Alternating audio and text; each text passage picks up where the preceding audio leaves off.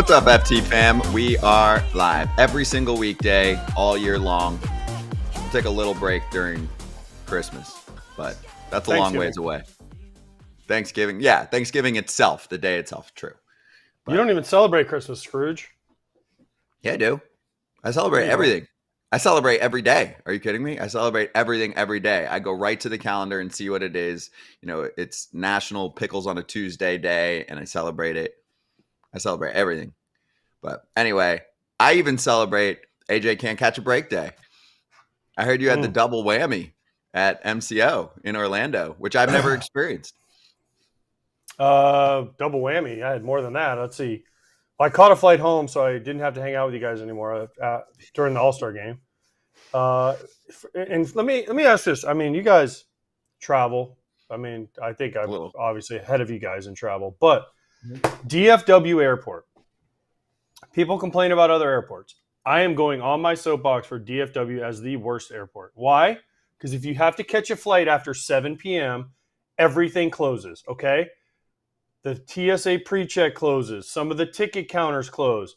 And there's no signage, so you get dropped off at the baggage claim because that's where it tells everyone to, like, the Ubers to drop you off.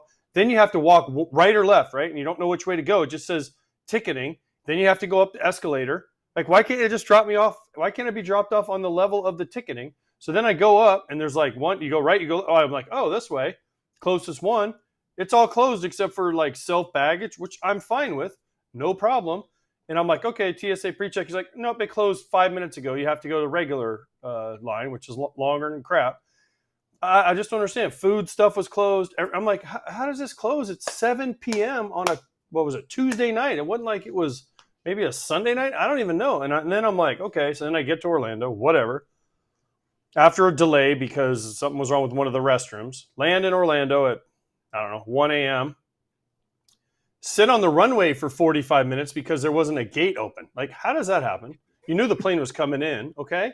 Then I'm like, okay, finally get off the plane. I'm like, okay, get on the train because in Orlando you have to take a train from the terminal to like the baggage claim area. Train not working. The guy's like, yep, you got to walk or you wait until it's fixed. We don't know when that's going to be.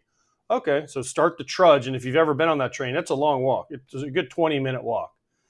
Get there. One of my bags makes it. My other bag doesn't. How if I check them in at the same time, how does one make it and the other one not make it? Right? I just don't understand that. And then whatever. And then they're like, oh, here's an app. You do on a little QR code, blah, blah, blah, blah, blah. So I had to go back to the airport yesterday to get my other bag because they're like, oh, it could come today. It could come 3 days from now. I'm like, I'll just come pick it up. So I drove back to the airport. But the worst part of it, besides all that, which that sounds bad, I got one of those little beer bats at the All-Star game because my kids wanted it because they got them in London, so they think they're cool now. TSA took it from me at TSA check. They said, you can't, that's a weapon. And there was a pilot standing next to me in the line. And his exact quote was, that's the first thing I worry about when I go to fly the plane is somebody beating me up with half a wiffle ball bat. Wait, I thought you weren't in TSA pre-check line because it was closed. Well, no, I know. I was in the regular one. So the TSA, you still have to go through the TSA line with the x-rays and all that. Not pre-check, like, regular TSA line. Well, they hand you a yellow card and say, this is your pre-check. And I'm like, okay, whatever. So at least I didn't have to take my shoes off. But I'm like, my little wiffle ball bat. I'm like, that thing was cool too. Right? I'm like, this thing's awesome. It's a great souvenir. And they're like, you can't fly with it. It's a weapon. So then I just take it out and I put it by the conveyor. And the lady's like, nope, you have to go throw that away on your own. Okay. Oh, man. Yeah, that was fun. AJ had a week, man. AJ had a week. It was fun.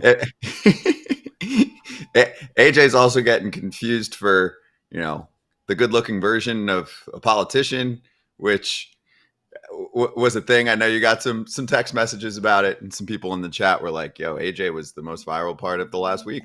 So there you go. Wait, did I just see that I was Dork of the Week, by the way? Yes, but that was for riding the bull. Ken just wanted to call you out. I didn't get to hear it, but I know Ken was picking you as the Dork of the Week. I suggested one of them go with something at Globe Life because they just constantly were messing up the scoreboard. Everyone's different position, all of that. It was really ugly. I heard even, for All-Star, because I wasn't paying attention, but even for All-Star, they were messing up the board at times too. Not just the Juan Soto was playing short. Vladdy was, when he was batting, he was then a third baseman again, and I couldn't get it because it was too short of an at bat. Adley Rutschman was playing center field. I was like, oh, another one. I was trying to take a picture, and he made out, and the screen switched. But Adley Rutschman, center field, love it. Yeah, that was brutal. Game was fun, though. People ask me about the game. I mean, I think it's just way more entertaining than the Derby, just for me. But I enjoyed it. Maybe I just liked all the star power, more mic'd up for me, if possible, every time they have it. Even if it doesn't work, I don't care. Just trying. I get the effort. I actually would like to see maybe even an alternate broadcast where we just have the dudes mic'd up and talking back and forth, because it's the time that you can do it. It's more of a chill environment, and the players seem to be more open to it. So that was cool. Mike Imanaga is really embracing Mike Imanaga. Shout out to him being one of our guests the other day. We had a blast. I mean, we did like 15, 20 hours of live content between the Baseball America shows and all of the FT shows at the MLB Players House and at the hotel the couple days before that with all the futures prospects. It was really good, really successful trip. Shout out to anyone that saw us while we were out there. But any other thoughts about All-Star itself? Skeen's doing his thing in the first inning. That was cool. Soto got to judge, so we could see the matchup for one whole pitch, but it was fun. It was just cool to see all the matchups that we were looking forward to. And then Jarren Duran making some noise too, and good for him keeping it PG on the post game. I think he was extra cautious. They go to interview him, and he's just like, yeah, this is awesome. It's great. Because there's two levels of Jarren Duran. If you get the other level where he's really talking, it might have affected some ears on national television. Well, except for his wrist tape spoke in volumes, though. That's true. Who talked about that? Didn't one of our guys? Oh, Todd Father was texting about it, and people were like, shh, don't say anything because they'll put it on a card and not realize it. And now you're outing the fact that there's an F-bomb on his wrist tape. On his MVP, when he held his MVP trophy up, there's an F-bomb. When he held the bat up, he was like, and you can see it in the picture. It's right there. I love it. Anything else special for you that you caught, that you liked? I love the fact that it's still a game. I love the fact that it's still a game, and it's not. We had some interaction on Twitter with some fans who were like, well, I'd love to see is that they would do this or that, like more like Savannah Banana stuff. To me, it's still a game. It's still the exact same game as you see 162 times, except it's all the best players on the field. Is Shohei Ohtani stealing second base? Maybe not, but in a moment he might have. But I don't want to see it turn into the NBA's All-Star game or the Pro Bowl for footballs. It's not even. It's like a facsimile of what a real football game looks like. To me, this is the one All-Star game that is still an All-Star game. Hockey, it's like an 8-9 game. Like, this is still dudes coming out throwing absolute gas and other dudes trying to hit dingers. I would lie if I said I saw any of it, but I didn't. So I just saw that the AL won, and I hit my lock. Other than that, I know Ohtani hit a homer. I know Jarren Duran hit a homer. I was trying to get home on a plane. So, but I mean, listen, I saw the highlights. A lot of people complaining about the uniforms. I get it. I wish they would go back to the old uniforms. Have the BP day, have the home run derby, cool uniform day, and then during the game, wear your own uniforms. Maybe put a little twist on them, put some stars on them or something. I don't know. I know it's about money, but no one was really a fan of them this year. There's been a lot of more misses than there've been hits. The home run derby was great. I saw the last pitch. And other than that, I got to take Scotty and Kratzy around a little bit and live a little bit of the life of me when I took them around and they got to get some swag. And that was fun. So that was probably the coolest point for me was watching Scott's dad walk out with a brand new cowboy hat. You almost got me in trouble too. You didn't even realize this. So I'm running around, and by then, we're coming off the players' party. We were closing that down on Monday night. A little tired, doing okay though. And I set alarms for everything, and for some reason, I just didn't set the alarm for the Baseball America hot sheet show that we did. And I'm like strolling along, and when we got out of, we were doing a little sponsor mingling as well for future FT shows. Why not? And so, I'm really locked into some conversations. We're working our way back finally to our set. And I finally look up to check my phone and it's flooded. They're like, "Where are you? The show's starting in 10 minutes. Well, I couldn't answer my phone. Because I was carrying all of AJ's swag back. Both my hands were full. And I feel my phone ringing. I feel my watch buzzing. And I'm like, I couldn't see it because I'm like dragging his bag down the steps. And AJ's like handing boxes off to different people. Not tipping one person. I mean, there's concierge carrying his boxes. There's people meeting him in the lobby, giving him pickleball paddles. Like he is the mayor of everywhere. But now he's running for vice president. All right, so listen. Why would I tip you guys? You guys work with me. I'm not talking about us. He tips and hugs. He gave a nice hug goodbye when he left. He was out. He got a to-go box on the food spread, and he was out. He just. I did not. I did not. On the plane like this, just ribs on the plane. I was starving. I had to get some Popeyes at the airport because it was the only thing open at 7:15 p.m. Popeyes. I'm like, well, there's nothing else open. I guess I'm going to get me one of them sandwiches. But I got me one of them sandwiches. Yeah, and Kratz, don't be mad because Franklin, who you're with your whole career, hooked me up with some sick, and they're sick pickleball paddles. They're super sick, and I'm not mad. I'm jealous. Big difference. Hey, you and your son got cowboy hats like Scott and his dad. Scott got like 3 bracelets custom made for himself. So, I mean, you guys should have been happy with everything. I was happy. I was talking about the other people that are carrying your stuff. We met Milton Ramos, former Mets prospect, going by a different name now. I think he goes by Hype. I got to look it up. I was texting with him this morning. He lives close by. He's going to swing by the studio next month. I told him after trade deadline, and he's going to show us what he's doing. He's making all these necklaces for players. You see them all the time. Naylor was wearing some last night or a couple nights ago at the game, Siri, etc. So anyway, we'll charge the Mound later. We'll get to a ton of trade rumors. That's most of what we're covering the next couple weeks. But we'll step aside because Max Muncy is in the green room getting ready for the second half of the season. We'll talk to Max. We'll get an update on how he's feeling and talk Dodgers second half next.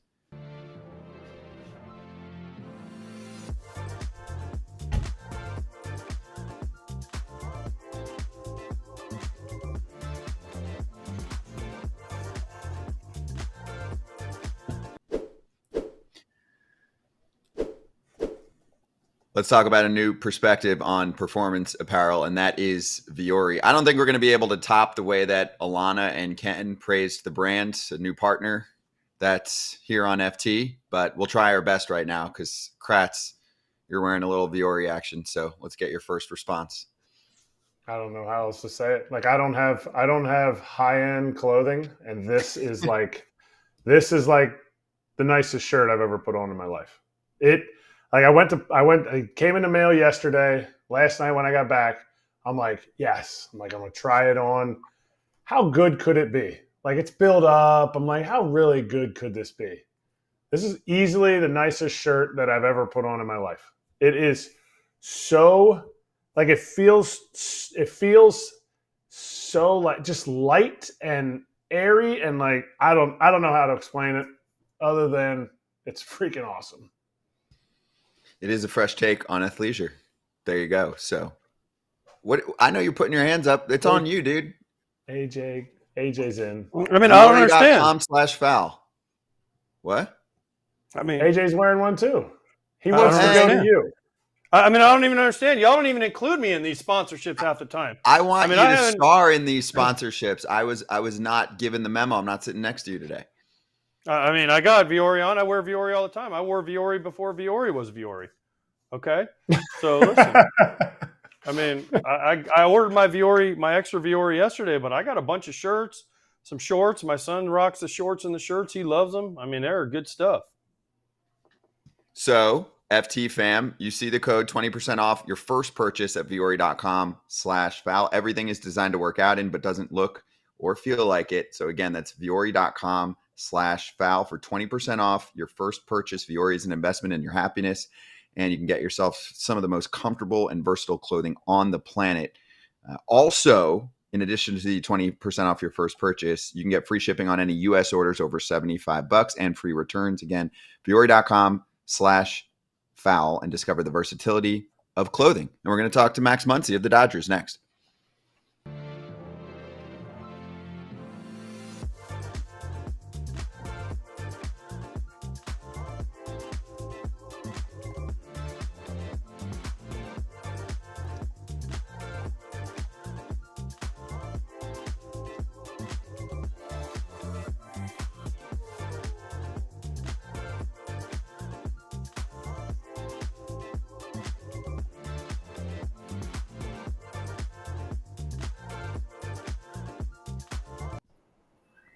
We're back on FT, and so is Max Muncy as we get ready for the second half of the season. Max, great to see you, and how's the break going for you so far? Mix in, of course, for the Dodger fans that are desperately missing you, an injury update as well. What's up, man?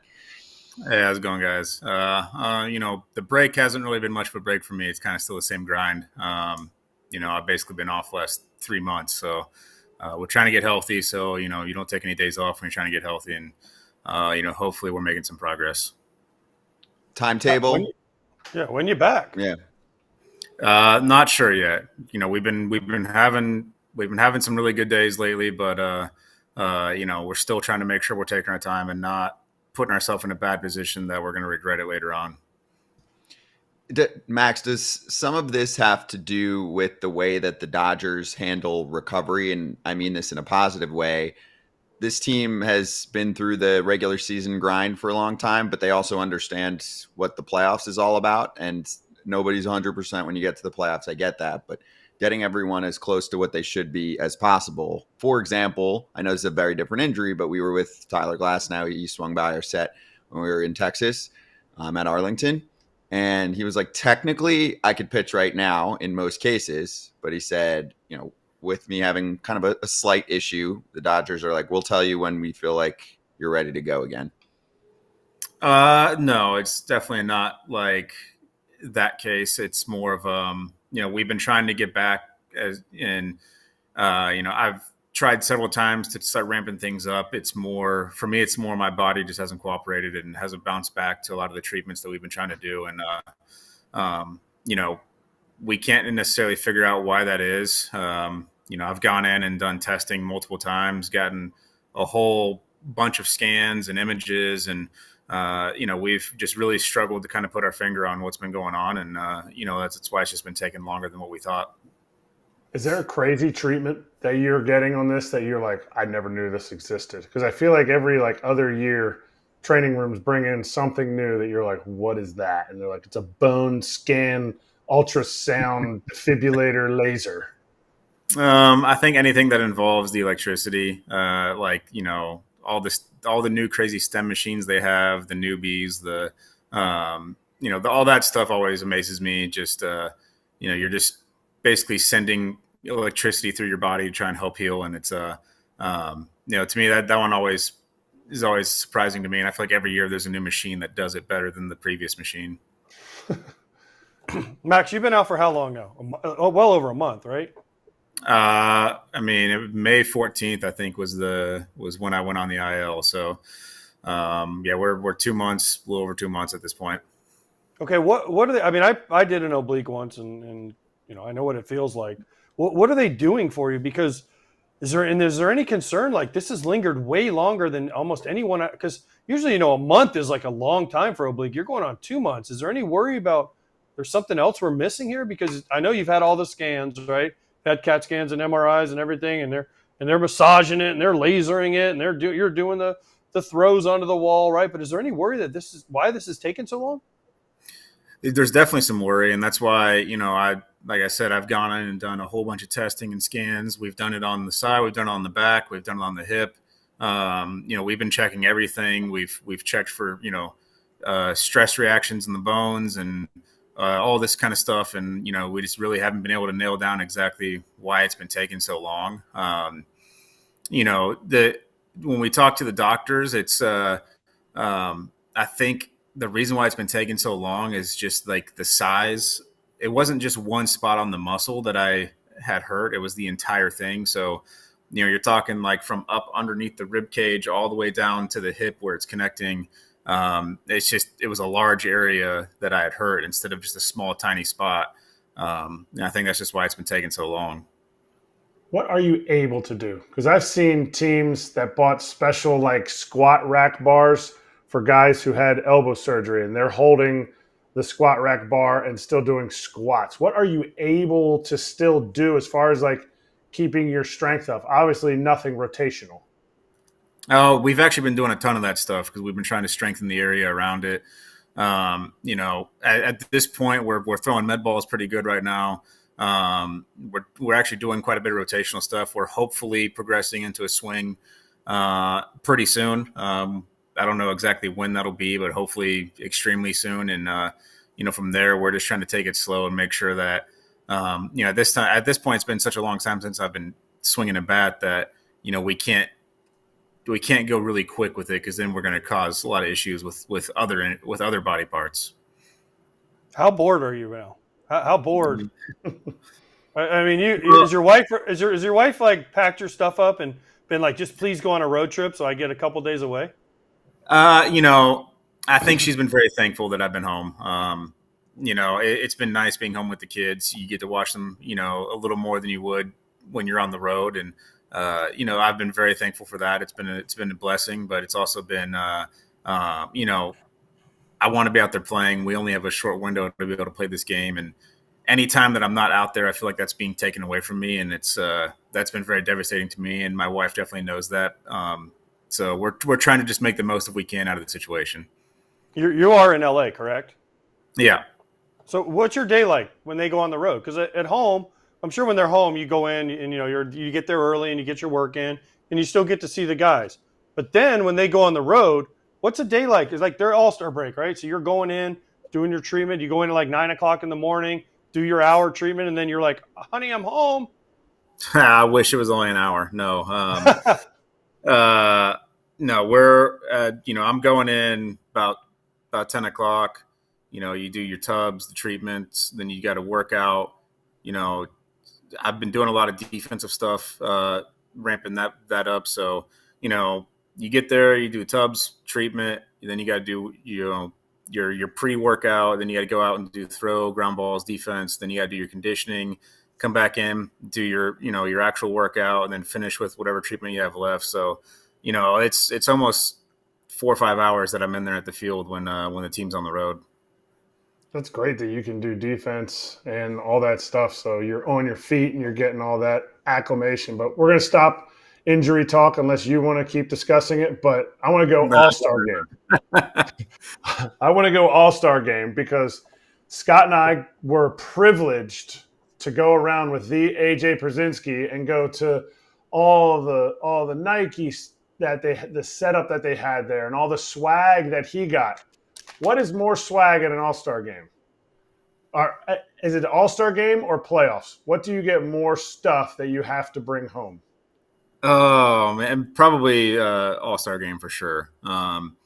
Nike's always I've been a Nike guy pretty much my whole career, and they've always done a really good job of when you do get to playoffs, they send you a nice goodie bag. But I think it's definitely the All-Star game. They have the gifting suite, and it's the amount of stuff that they have in there, it's pretty ridiculous. New Era's in there giving out any kind of hat you can think of. There's always a clothing brand. The couple years I went, I know Levelwear was giving out a ton of stuff. 1 year I went, they were giving out custom fishing rods. You get to design a fishing rod however you want it. They'd send it to your house. In Colorado, they sent you a snowboard, which that was pretty cool. It's definitely the All-Star game. The amount of stuff that they just hand out at the All-Star game is ridiculous. Max, what about your thoughts on the game? Were you able to check out the game and the Derby and your boys showing up with some pop, Teo and Ohtani? Yeah, that was a lot of fun to watch the Derby. The Derby was always a cool thing for me. Unfortunately, I was only able to watch some of it. We were at Disney with the kids for that day. It felt like a good day to take the kids over there. So I was kind of watching on my phone, checking the updates, checking everything, and then when Teo won, the group chat was going nuts, obviously, and then got to watch the All-Star game. That was a lot of fun. Show did what he always does. It's I really wasn't surprised at all that he hit a home run right there. It was I was kind of expecting it actually, and see see Willie go out there and get a hit. That was pretty fun too. He had to show off the wheels a little bit for it, but he got it out there. Max, two questions on one. You're at Disney. Did you see the beginning of the home run derby or the end of the home run derby? The end. Okay, good. So you missed the national anthem. I think everybody heard about the national anthem, even if you didn't see it. I think it was worse. I think it was worse in person than it might have been on TV, because I tried to show it to some friends and they're like, "That's really, I don't think it's that bad." I'm like, "You should have been there in person. Trust me." The vendors I was standing next to, like the guys, the beer people, were like, "What is she trying? She can't. This can't be real." So okay, that's good. You missed that. Now, second thing is, what'd you think of the uniforms? Because Shohei running around the bases right there, he looked like he played for the Miami Marlins. I thought the National League ones actually weren't that bad with the black and the blue, but the American League ones, that was the interesting choice to say the least. I wish they'd go back to the old way they did it, just like everybody else, where you wear your team jersey and then maybe you wear a different hat.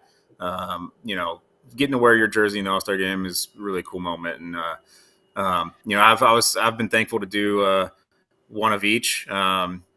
And I definitely prefer wearing the actual jersey and not the All-Star one. I think it's you get the patch on there. It's pretty cool, and I think they should go back to that.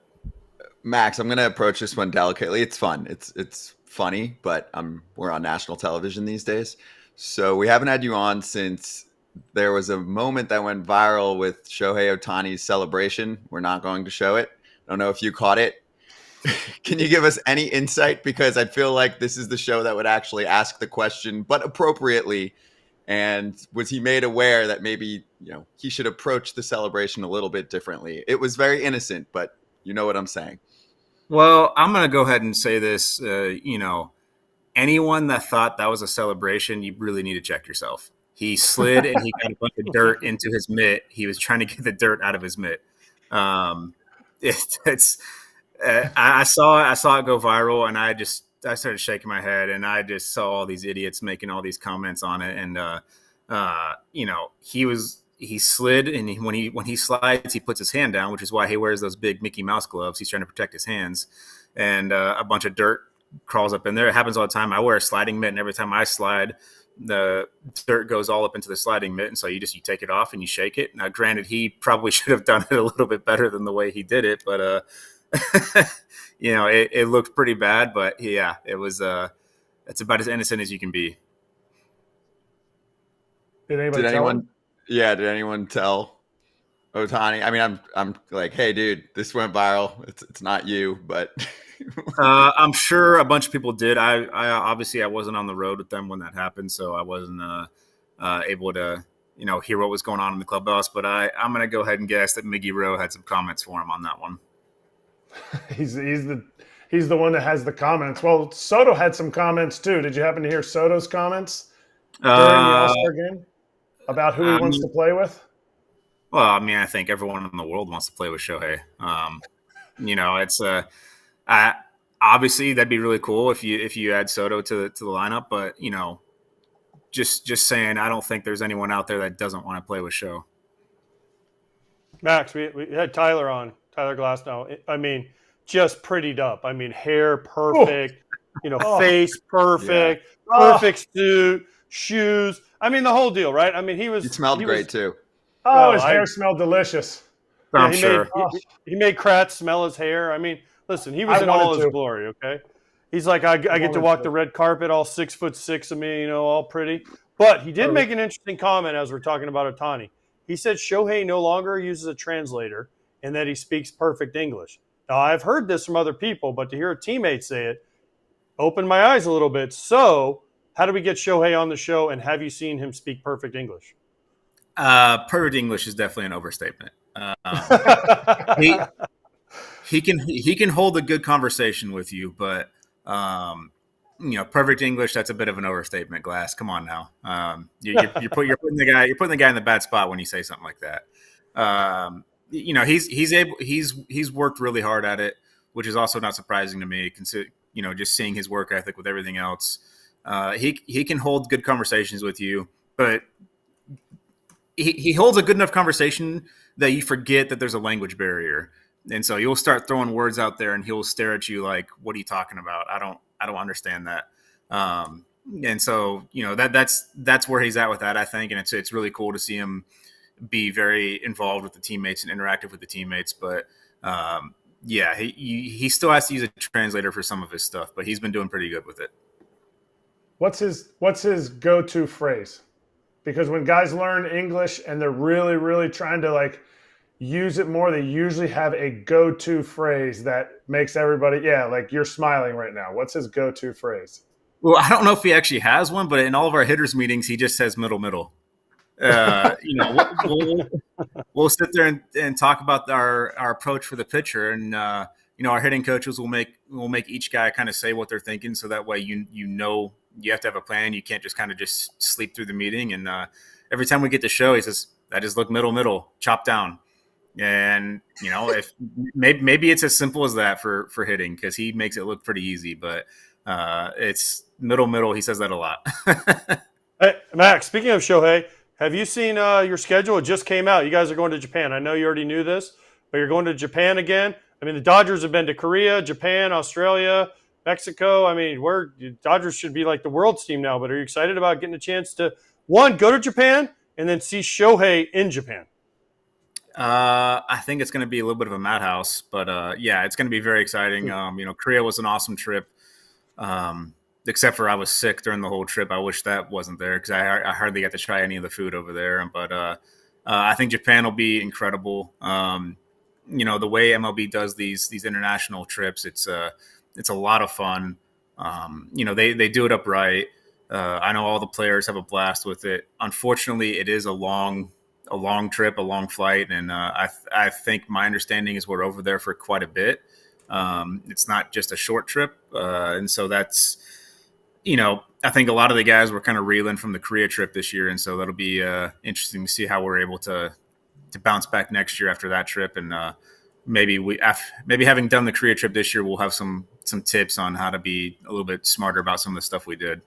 That's a good call, though. It's a disadvantage. It hurts to start a season. That's clear. I think some people don't realize it, but yeah, I think a lot of our injuries early on the season you can count to that. I know Jay, he was dealing with a little back thing. 14 hours on a flight, and then you have to play on the turf. That's a long time. And I think it'll be the same in Japan next year. I think there's a couple of domes that we'll be playing at. So you're talking about 14 hours, and you got to play on the turf. That's rough on the body. Wait till they do something where you're on a crazy trip and then they have you go back to Sacramento for 110 on our official turf. Stack town. That is going to be an absolute battle. Thankfully for us, I don't think we make that trip next year. We go to Oakland this year, so we get one last run at the Coliseum, and then they should come to us next year. Talk about standing ovation. Max Muncy in Sacramento, standing ovation. Oof, every at bat. No, I don't know about that, but it'll be fun to go to the Coliseum one last time, especially since it's not gonna be there anymore. And I don't know if anyone's ever said that about the Coliseum, but when you know that you're not ever gonna go back there, and for me, it's where I started my career. I think it'll be kind of a cool trip. Hopefully, I'm able to get healthy for that one. Hey, what are you gonna steal? Everyone's stealing stuff. What are you gonna take at the end? I mean, is there anything worth stealing in the place? I don't know. But I don't know. That's kind of what. But people are like, "Oh, I want this or I want that." Something small, whatever. A Moneyball computer. Maybe we. I don't know. Maybe we take one of the tarps off the upper deck. Who knows? That's good. Just take the big Ricky circle and put it in your bag. Yeah. Well, I mean, so I know. If there is one cool thing there, it's going up on top of Mount Davis. That's always something, the couple of times we've gone with the Dodgers, I've always tried to take guys up there, because it's just a random elevator in the back by the visiting cage. Everyone's like, where does this go? And I was like, yeah, come on, I'll take you up there. Let's go. I mean, you don't know if the thing's going to get you all the way up there or not, but, it's always really cool going up there. And when you're up there, it makes you kind of wonder why in the world did they build it? Because it's the scariest thing you can do. Yeah. Well, hopefully I agree. Hopefully you're back. You're talking about looking straight down. Like if you've had a couple of beers and you're sitting up there and you trip, you're finding yourself out on the field. Yeah, not in a good place. Well, Max, hopefully you're back for that. Get well soon. We'll check back in with you in a few weeks. All right. All right, sounds good, guys. Thanks for having me. Appreciate you. Good talking to you. Max Muncy from the Dodgers with us on FT. Be right back.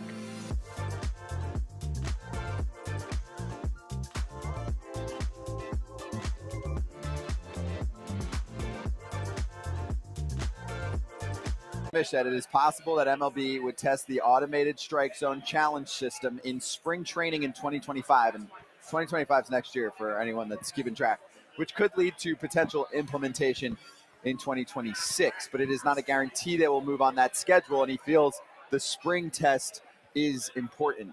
We talked a lot about this. What do you want? And also, if it works to perfection or really well in spring training 25, can't we just roll with it? Yeah, and remember what is it? The 50-day is the window he has now. He only has to say it's going to be a rule in 50 days, so it can be placed in 2025. So remember that. There's a reason that was put into the CBA last time. Yep. The interesting thing to me is every other rule change has moved so quickly, and this one is taking forever. And the hang-up is the really interesting part for me because I feel like everyone top to bottom, and I don't know how you guys feel about this, I think the challenges are awesome, and the fact that both sides can use them, that's a new strategy type thing that I think would be something to work with and a new way to, like, the managers have to use with their teams and what guys can use and what can't. A new thing to make fun of rookies about on the bus. There's all kinds of fun stuff about it. But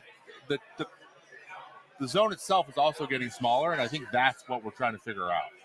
It is smaller in AAA. People don't know that, but it's in terms of square inches, it is smaller than the traditional zone is. Why is it shrinking? Obviously, because hitters can hit more pitches when they're in a smaller zone. I mean, it's for offense. I think they're not shy about saying that. I get it. I understand. So it's almost interesting to see if the ABS has actually also helped pitchers quite a bit, and that didn't give the shift that we were looking for, and maybe trying to continue to make a little bit of adjustments. I feel like that's it. I know no one said it. It's probably just a theory, but like that might be what we're going to see. Like, how is this going to produce? How are big leaguers going to use and figure out this zone? And that's kind of the next step. So it is step 2. But I just want to see the challenges because I think that'll just solve 90% of the issues that people have. Yeah. I really do. It'll do 2 things. It'll get rid of the blatant, oh my gosh, Angel Hernandez that pitches in the next city. Yeah, we can fix that. Right, you would fix that easy. And it is super fun for fans in multiple ways.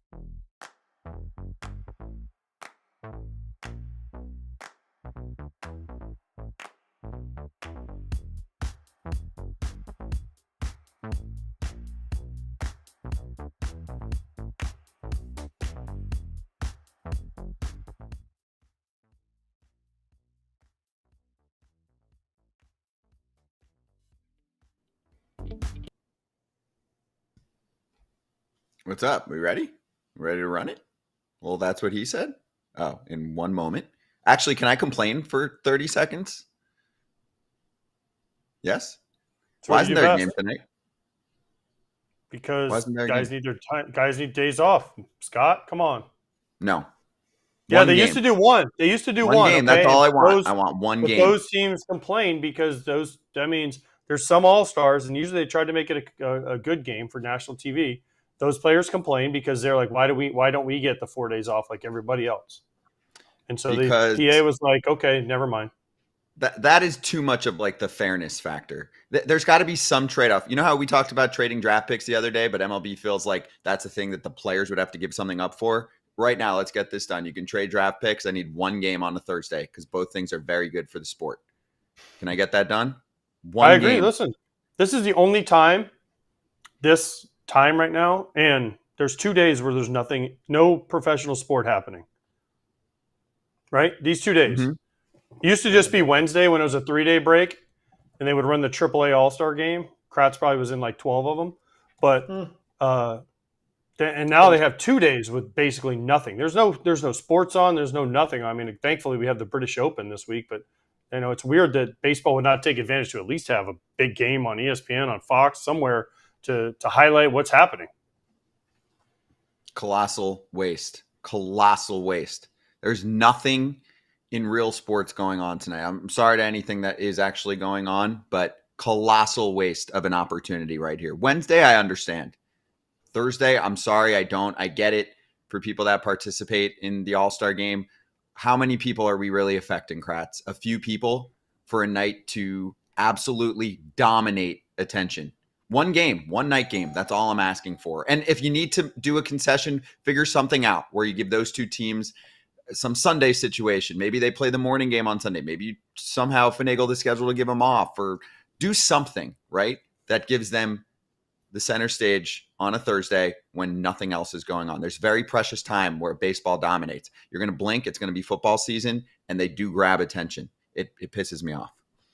Oh, in that theme, let's bring in our next guest then. Britt Ghiroli from The Athletic joining us right now, because I feel like she can pile on here. Britt, great to see you. Did you hear what we were talking about? I was going to say, do I piss people off? Is that what the segue was? I just feel like we'll be on the same page here, like former MLB people that understand what goes down, but also are very bothered when something that's good for literally everyone doesn't happen.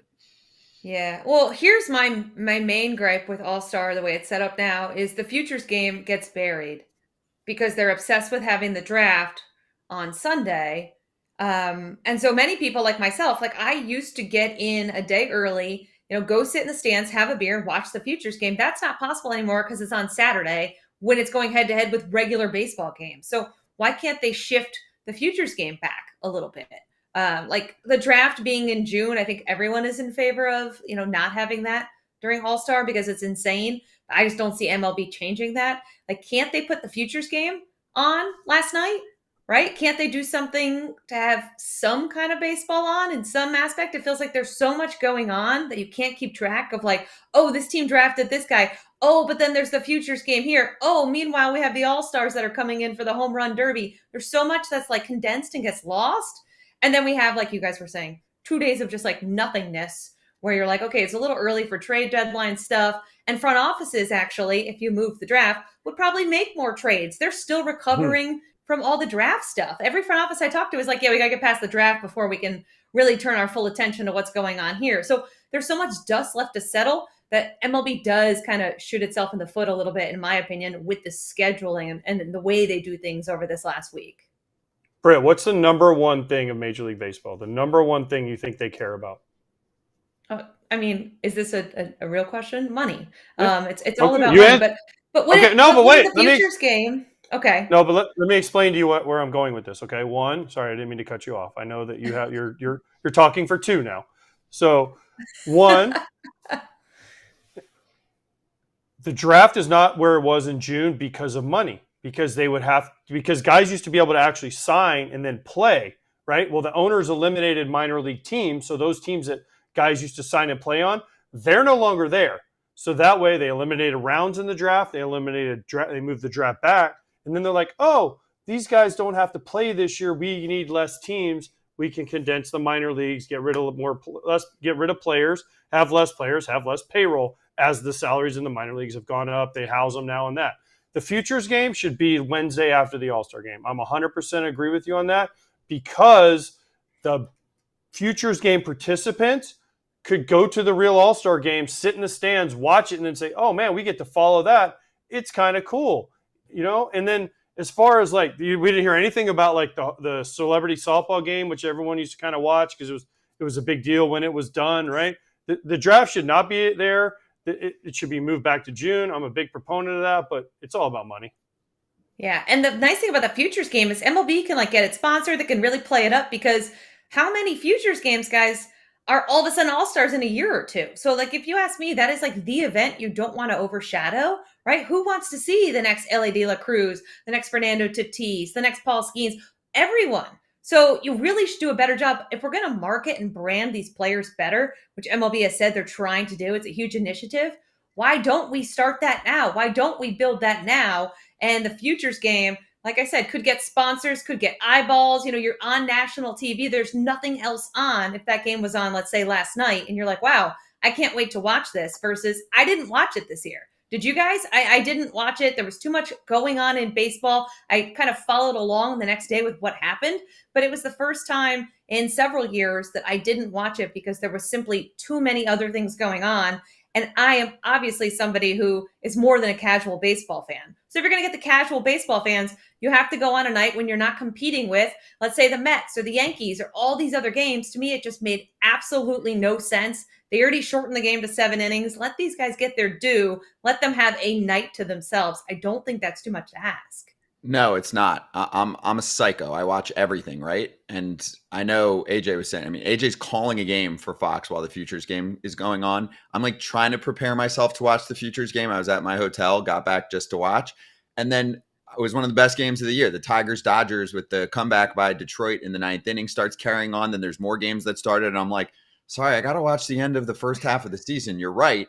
And this is someone who's called Futures games in the past. The Futures game, the last few years, even last year, I mean, it was a different timing, but there was a lot of controversy about where it was airing. It was on like one of the NBC apps that no one had yet. And so it was really difficult. You had to sign up. They didn't give it away for free, the whole deal. It is getting punched in the face. Sunday night Futures game, draft after All-Star. Is there any reason why we don't do that? What about draft on Wednesday or Thursday night? Because they're not playing. Who cares? Yes, and these guys that are getting drafted, like you're not going to see them, minus the Paul Skeens and the outliers of the world, for at least 3 to 4 years if they're college guys, 5 to 6 if they're high school guys.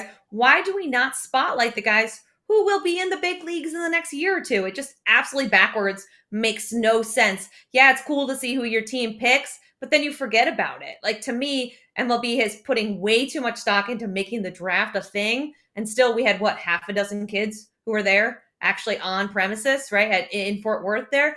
And why not have the 30 or so guys who were honored because of their play already in their pro career? Why are we not spotlighting that? It feels like the draft is way up here in terms of like MLB trying to create this interest. And the Futures game is just like shoved in between a skills competition and a celebrity softball game, and nobody cares about it. If only there was like a tournament where most of the players that are getting picked all played at like a similar location in, say, the middle of the country in June. If only. If only. That would be awesome. What would they call that? I don't know. AJ didn't go there, so he doesn't know what it was called, but I think it's called the College World Series. Do the draft in Omaha. They have incredible locations. And fan base already there. Game. Yeah, fans are already there that love their players. They can cheer for their Tennessee, their Texas A&M, their Florida player that's going up on stage who may be reluctant to go up. I doubt it. They're a generation that wants to go up on stage. And I love the Futures game. Have it by itself. The only reason I went to the Futures game, though, is because I didn't want to watch AJ on Fox, which ended up happening because it didn't get aired anyway. So whatever. Oh, well, that was a different case. But anyway, fun fact, in 2020, it was going to be in Omaha. That would have maybe kicked it off. It probably would have been awesome. And then that would have been a thing every year. It didn't happen because there was some pandemic thing going on.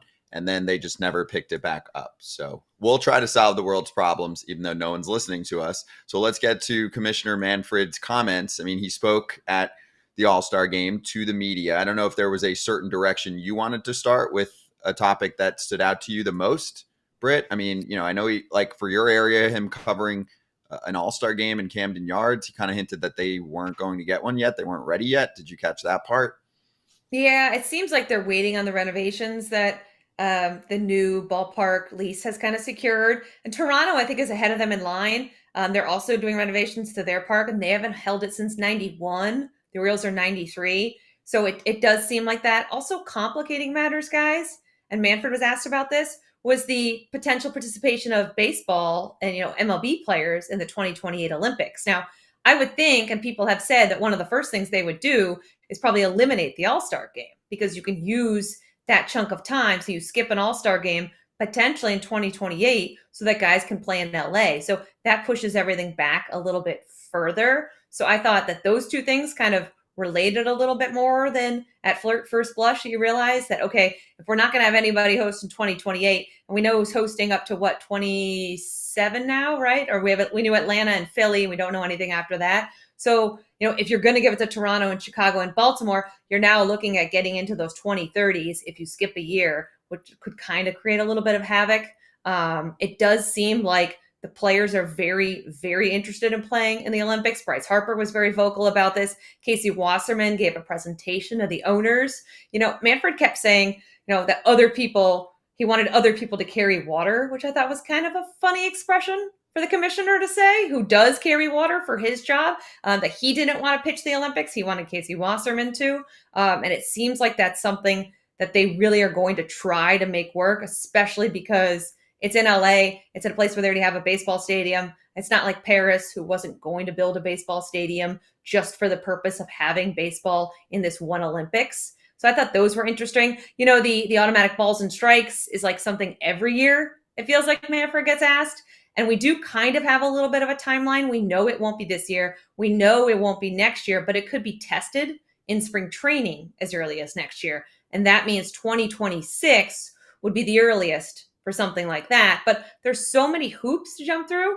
It sounded like with Manfred, they still haven't decided, will it be every pitch or will it just be a challenge system where certain balls and strikes you can challenge to make sure, the egregious ones, the Joe West ones of the world are solved so that guys aren't getting called out on balls that are a foot or two outside of the plate. So I don't know that 2026 is a reasonable goal. I think that there's a lot of issues with technology, as Manfred said. The Wi-Fi has gone out apparently at some of these minor league stadiums. So there's been some problems with things like that. Like, exactly. Imagine like a Yankees Red Sox game. And it's like, well, we gotta put the game in a delay because we can't get to the technology is frozen right now. Everyone get off the server, right? Like, I think there's a lot of things that need to happen before they get there. But Manfred did kind of at least give you a little bit of like this is the best case scenario of when we see this, but we still haven't figured out X, Y, and Z.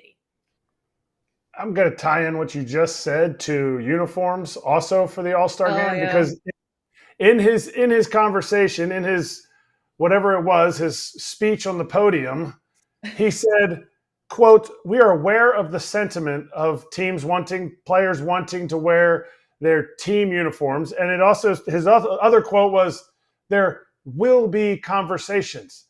Haven't there been conversations? Haven't there been conversations about this? Like, just tell us what the conversations about the ABS, about the challenge system, where the hangups are. Don't be so vague. And with the uniforms, aren't these conversations already happening? Like, didn't somebody say, hey, we want to go to the closest we can to beer league softball uniforms for all the greatest stars of our game, and then we're going to put in a splash of bright pink too? Yeah, well, keep in mind, people took that answer as like, oh, they're going to change them back. I didn't take it that way at all. I mean, Scott, I don't know how you took it, but like, I've listened to Rob Manfred speak one too many times where like he said there will be conversations.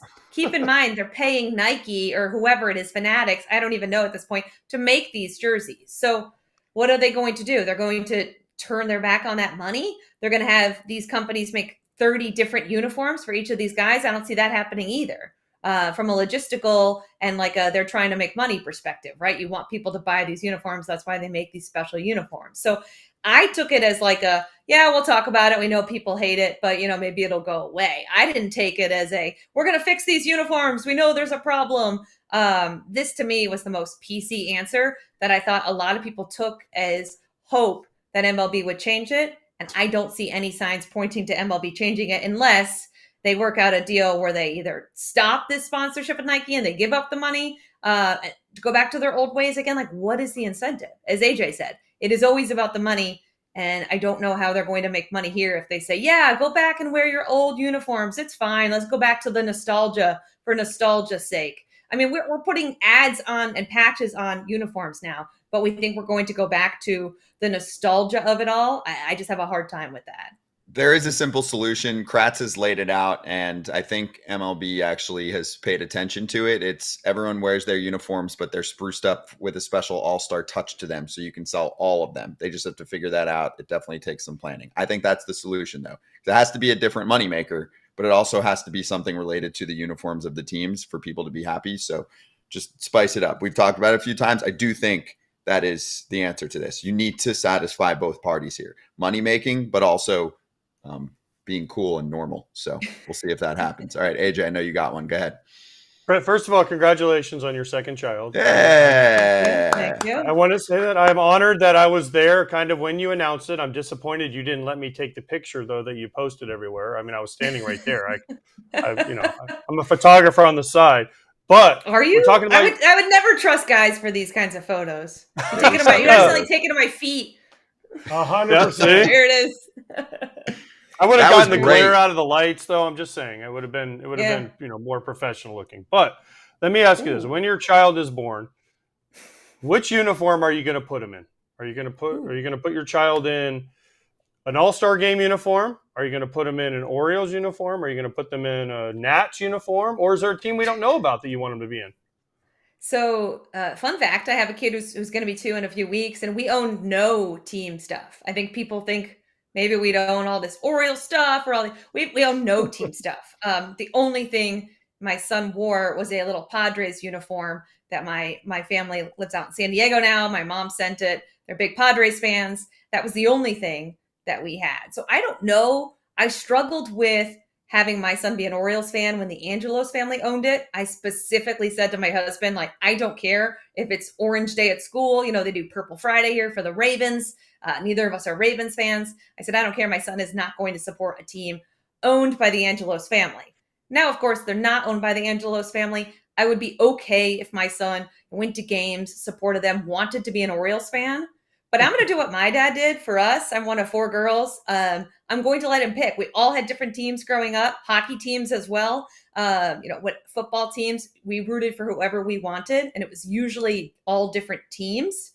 So I'm going to let my kids pick. I'm not just going to put them in jerseys and say, here's what you're a fan of. I'm going to let them watch the games and determine for themselves. Maybe he's going to be an Angels fan. I mean, that would be brutal. But, he's going to get to pick, as is my other son, because that's what we do in this house. It is a democracy of sports. You can't do that to him. If you're going to have an Angelos rule, you have to have an Artie rule. You cannot do that to him. If it moves on to another ownership group, it's fine. But I feel like there's probably 2 or 3 teams that you should put on the do not fly list.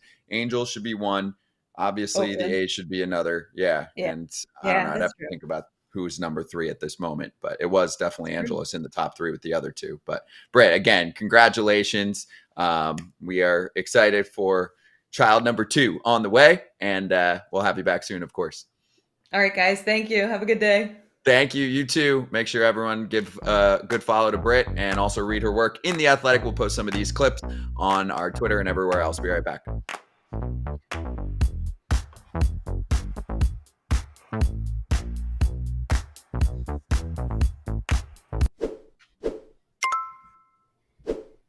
Babbel time, the best way to learn a new language, immersion living where the language is spoken and you can use it every single day. But if that's not in the cards for you to just travel the globe like Pierzynski, you can still learn a new language the second best way, and that is with Babbel.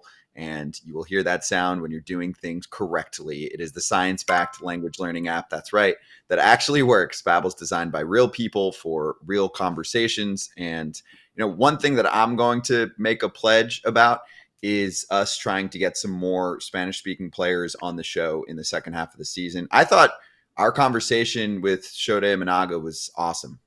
We have someone on who has to bring an interpreter, of course, to help us convert the English to Japanese and vice versa. But I think it's going to be awesome. It also will motivate me to continue to spend the 10 to 15 minutes per day on the Babbel app and get better at Spanish so I can be like Kratz and ask some of the questions in Spanish and enunciate in a way that they will understand.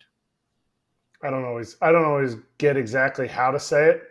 So I use my Google Translate and I look how it's written, and then the Babbel apps help me like refresh how exactly you're supposed to say everything, because you start knowing that an E is an A, an I is an E, an O is an U.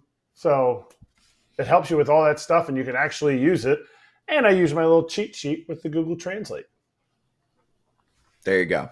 So again, if you'd like to get involved and start learning a new language, you can get up to 60% off your Babbel subscription at babbel.com/foul, Foul.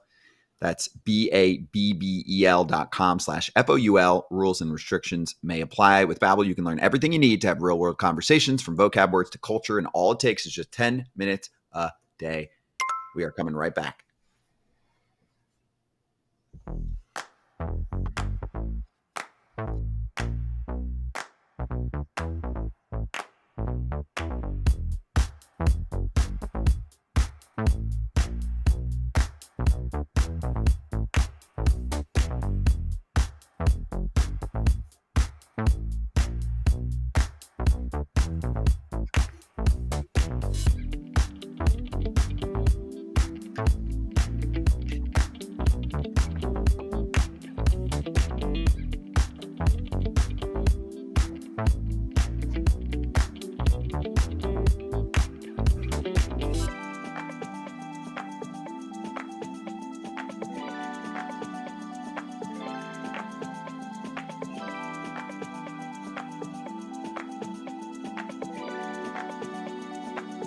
Yeah, that's what he said. That's what he said.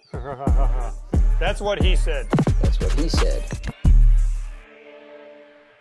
We've been saving this one. We heard it, right before the first half of the season came to a close. Craig Breslow is running the Red Sox, and from everything we've seen, he's doing a bang-up job right now with the way that they're going about their business. This team is in the wild card mix, so you would think big market team, haven't done much lately. Buyers.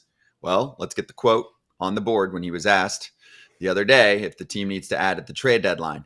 Here's Dave O'Brien, who's the play-by-play guy for the Sox. Great job, always. Are you convinced this is a playoff team and the Red Sox have to add in the second half? Breslow's answer, well, I think we first have to start with crediting the players on the field, the staff. But yeah, I think this team has put themselves in a position where we have to take them seriously. The job that they have to do is win as many games as possible. And they're doing that. And they'll continue to do that, is my hope, is my expectation. And we need to be thinking about opportunities for us to improve the club. Craig, the correct answer was just yes. We were looking for yes. If you wanted to elaborate on specific needs, that would have been fine. Also, AJ, I don't know if you caught in the answer, it almost sounded like they didn't respect the team, but once they started playing well, they're like, sure, we'll respect you a little bit. Would this quote not drive you nuts, even if you're a player in the clubhouse? No? You would, but you would be like, we're winning. Let's just keep winning. It's kind of like Major League. Like, well, they don't really support us or respect us, so we're just going to go do it. I talked to Craig when I did the Yankees Red Sox. I played with Craig with the Red Sox. He's doing everything he can. Let's also not forget that Craig's hands are tied by ownership. He can't just go out and be like and say, I'm going to make trades. I'm going to do this. I'm going to do that, because that's just not how it works in this game. And I think Breslow's done a great job with what he's been given. Alex Cora deserves a ton of credit. The players deserve a ton of credit. But also, this job is hard. And I think I asked Craig. I said, Craig, man, what do you think? He goes, this job's a lot. And I'm like, yeah. He goes, I knew it was a lot, but it's a lot, right? And he's he's from New England. He grew up, Red Sox guy. So I think he's doing everything in his power, and he's trying to not get the fans' hopes up, because what happens if he goes and says, hey, we have a chance to trade for whoever, right? I mean, throw a name out there. And the ownership, John Henry says, guess what, Craig? No, you don't have the budget surplus to do that. He doesn't want to get expectations up and then be denied. So I don't mind this quote as much if you think about it from the bigger context. They need a veteran starter. They need right-handed pop. And I'm not knocking Breslow, for the record. I'm knocking the team, obviously ownership, which has been getting knocked time and time again. He's doing a great job running the org. I just wanted to clarify that part too, Kratz, because I understand what AJ's saying, but it sucks that he even has to say that and can't just say, yeah, duh, we're going to add. Look where we're at. See, now I disagree with that, because I am one, if I'm a player, your question was, what do you think of it as a player? If I see a quote that long and I'm a player, I'm not reading it.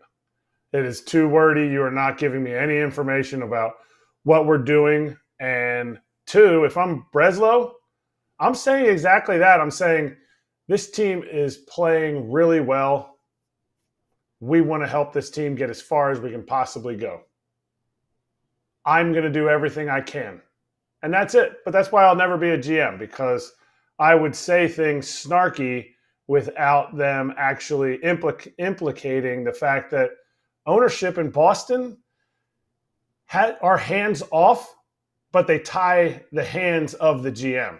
They tie the hands of the GM in the sense that not giving them an actual directive of how much they can spend, but then when they do spend, tying their hands and keeps them. So it's like you're trying to like shoot for where they could make a splat. Oh, they do like that. They do like that decision. Okay, I'll move on to this. No, we don't like that decision. So if I was Craig, I'd be like, you know what? I'm riding this John out for 3 to 4 years. I'm going to do it the way I can do it and see what happens. I thought of the meme and I found it while you were talking, Kratz. I ain't reading all that. I'm happy for you, though. We're sorry that happened. You guys ever seen that? You've seen that? Mm-hmm. Yeah. Oh, yeah. It's basically used anytime someone uses or sends a really long message. No, I'm not reading it. When you send a text or when you send a tweet that you wrote on your phone as a note, I'm not reading it. It's good. I'm going to take those comments, even though it's been a few days, to just spice them back up, and I'll just put that line right there. We can step aside for a moment and get to some trade rumors. That includes Tommy Pham, who I think is going to join the show at some point, hopefully next week. Yeah? Okay. That would be nice. I miss Tommy. One of the best interviews in baseball. And good also, possibility. we're going to – good possibility. That's good to know. Also, we're going to talk about Mason Miller because his manager, Mark Kotze, said something about him. He ain't going anywhere. We'll talk about it.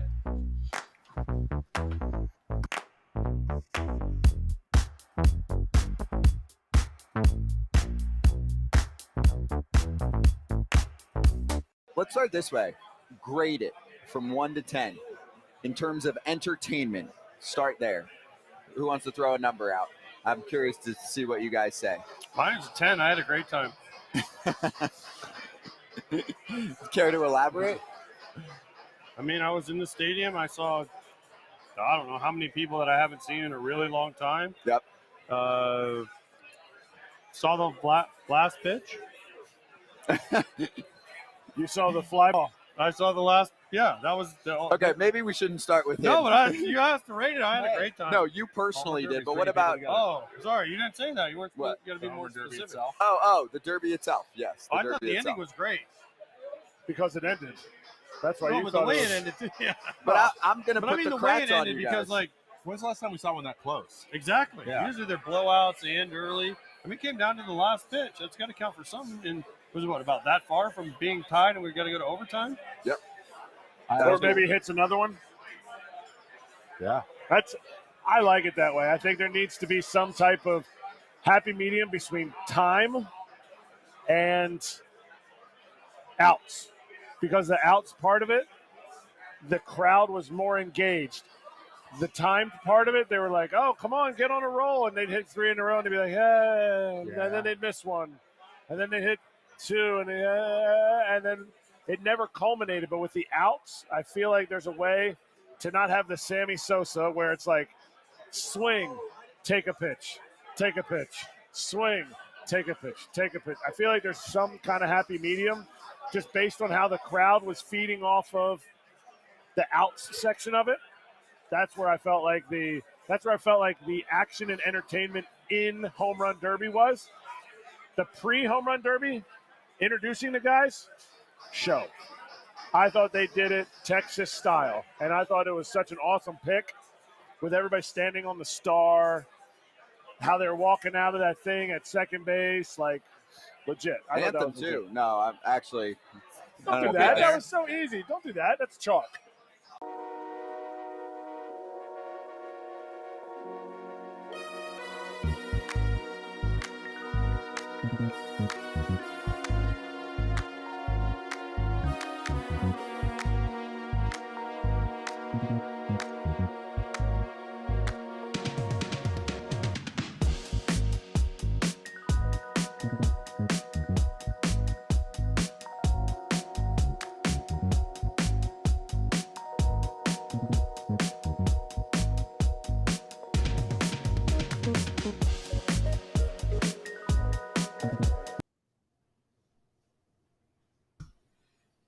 Hey, check out the FT Leadoff newsletter. Never takes a break. And that's Mondays and Thursdays with everything that you missed, whether it's from the weekend or you just got a little busy during the week. You can scan the QR code on your screen right now. It's free. It's totally free.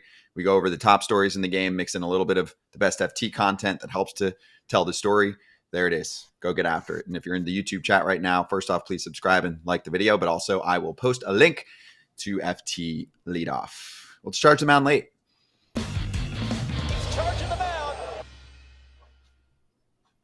Martin Maldonado was cut loose, or he's about to be, because he's designated for assignment by the Chicago White Sox. There's Ken Rosenthal reporting the story along with Chandler Rome.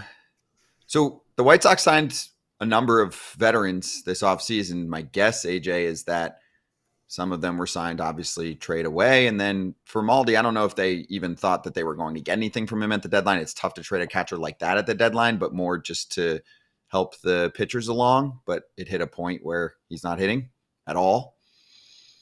No, I mean, this was – I didn't understand this signing when they made it. I get from a standpoint of we need a veteran guy to come in and help our young staff. But –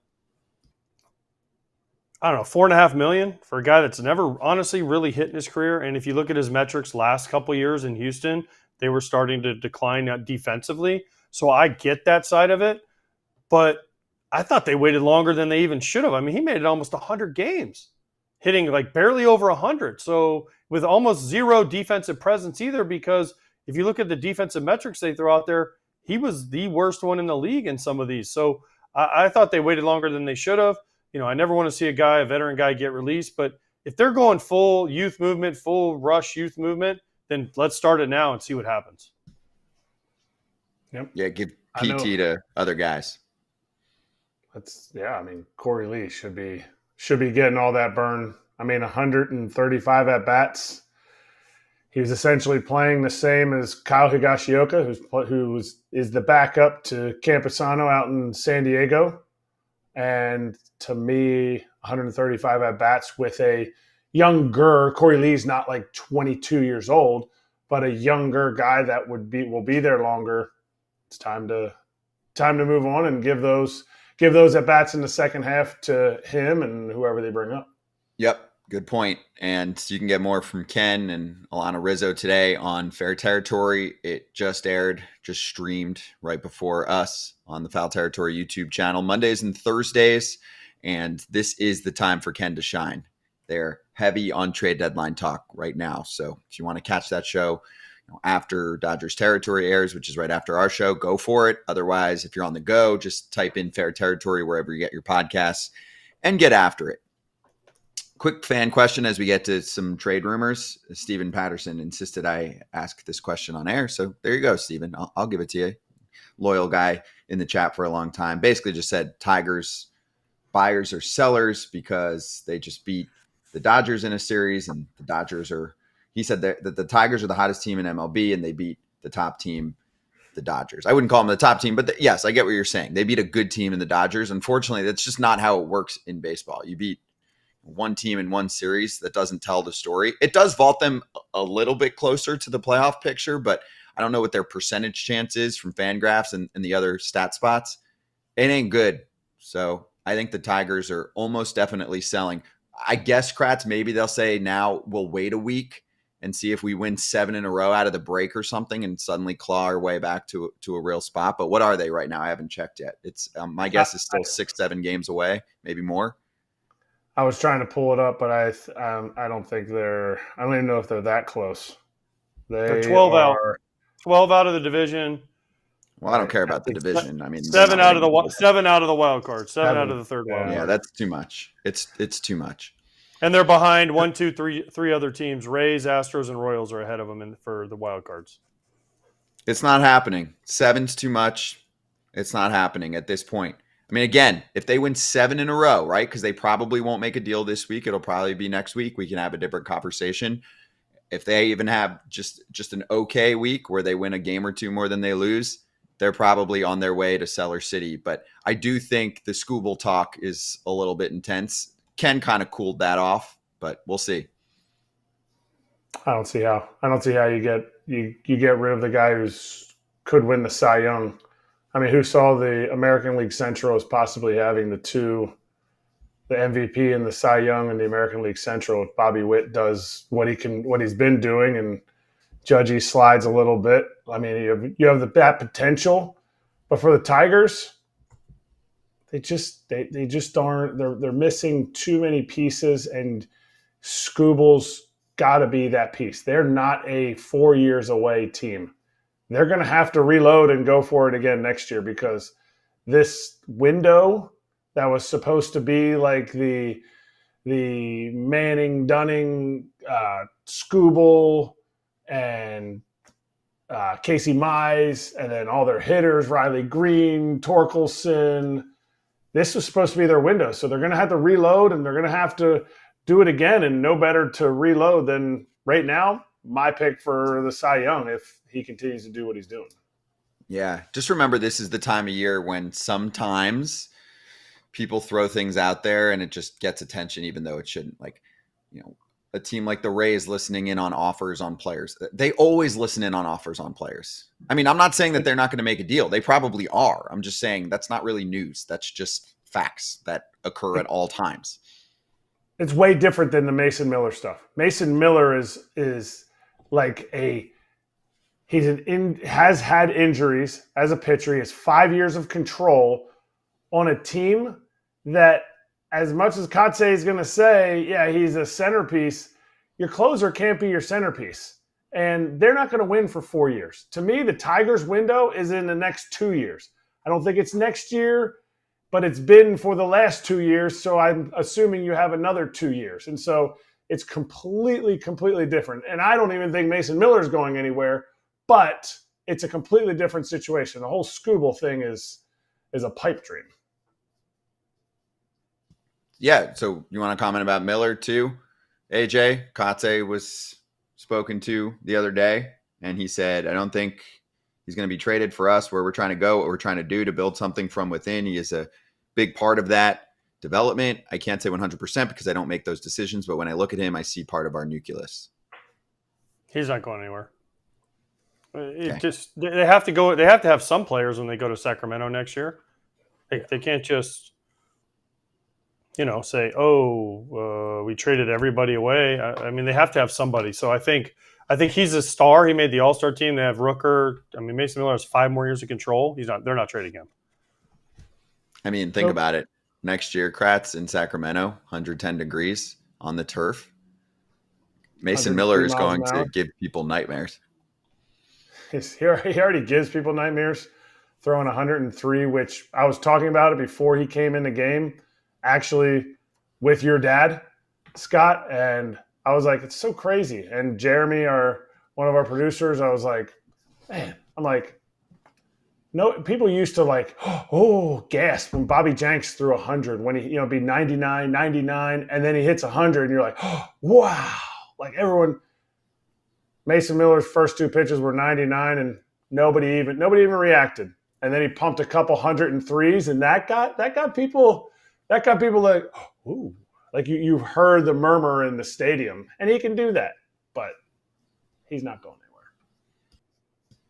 And let's finish with Tommy Pham. So John Heyman, in his latest notes column, mentioned the Phillies and the Royals as teams that are eyeing Pham. He talked about a few others, like I think he had the Mariners in there, but both of those teams make sense. I think Pham makes sense for most teams because he doesn't have to start. You can have him be a platoon monster against left-handed pitching. I think he's proven that he's clutch. I think the Braves should end up acquiring at least two bats, and he could be a part of the mix. I've mentioned them in there as well. But do you think there's a favorite for him? That he's the kind of player in my mind that's not going to cost you a ton in terms of prospects, so he can fit for any team that's looking for an outfield bat and a significant platoon advantage against lefties, correct? Yeah, I think the Braves need him. I think there's a bunch of teams that could use Tommy Pham.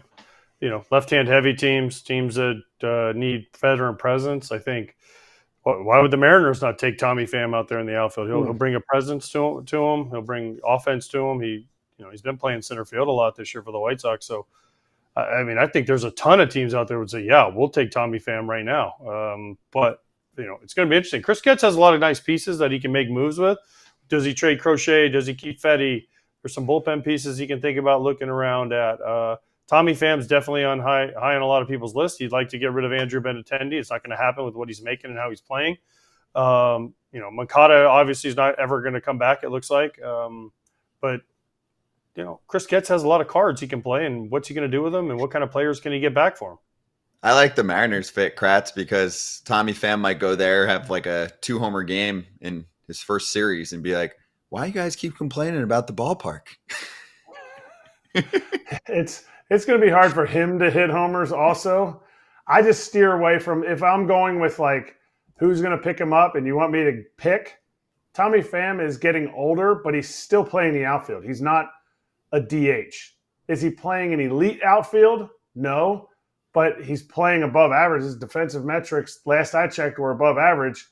He would fit so much better in Philly because KC and Seattle are ginormous outfields to cover.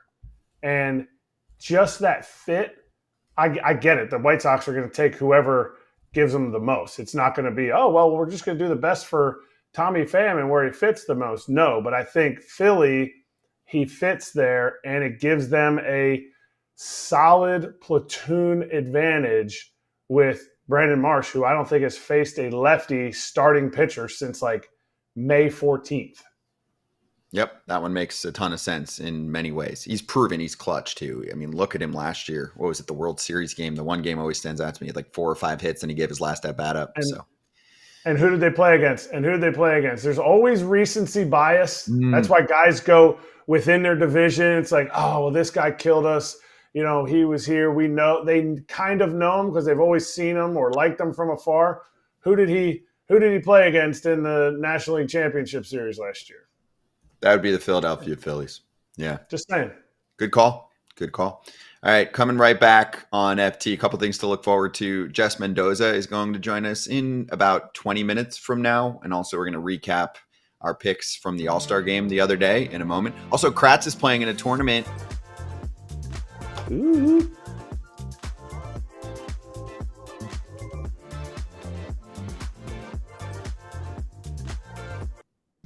What's up, FT fam that's watching on YouTube right now? I hope that you liked this video because it's really all you have to do to get free content. You don't have to do it, but it'd be nice if you liked it and subscribe to the channel. There's still a lot of people that watch this channel and don't subscribe to it, which is weird, but whatever, do you? And also, same thing, rate and review the podcast. If you want to hear from a certain guest from us in the second half of the season, the best way to do that, I promise you, the best way is to go on Apple and hit 5 stars and then send us the request. It's just a nice way to support the show because we're hustling for you. Anyway, I wanted to spend the next 90 seconds just breaking down one other trade. We kind of did the other day, but Hunter Harvey goes to the Kansas City Royals. Just wanted to see if you guys had a quick thought on it. AJ, I like that the Royals get a guy early. They recognize that their playoffs is essentially now. So why not get a high leverage arm with swing and miss from a bullpen that does not strike many guys out and really needs help? Strike early. Remember the Rangers last year did this with Chapman, struck way early, ended up getting him a World Series. I'm not saying that's going to happen for the Royals, but I like this move. And we talked about it, and I was able to talk about it with Ken on Fox on Saturday. We talked about it with him. They're going to trade draft picks. This is a way for a draft pick to be traded. Just like Ken said, if this wouldn't have happened, Ken would have been wrong again. A little bit. You love that. Yeah. I think, he adds a little bit of strikeout. He automatically goes to second on their strikeouts per 9 in their bullpen of guys that have enough innings. And so it's a little ad. It's kind of like the moves they made in the offseason. You're like, I kind of like that Seth Lugo ad. I kind of like where they're going with these different, like adding 2 Cole Reagans, but it's not a big splash. And look how it's worked out for them. So you got to kind of think this is a good piece, but they still need a more prominent piece to add to that bullpen that's going to come in and strike out the world. Yeah, they're going to look to add at least 1, if not 2 more bullpen pieces. Always nice to get the job done early on. They gave up a pretty good package the other way, including, almost a first-round pick, whatever that number was, 30-something in the next round, which includes the bonus money, which we went over. If you want to watch our draft show, if you got some time, it was good. It was a marathon, but it was good if you're into the draft. JJ Cooper from Baseball America was on fire. Okay, we're coming right back to go over a little All-Star recap of how our picks went, and then Jessica Mendoza from ESPN is coming up soon.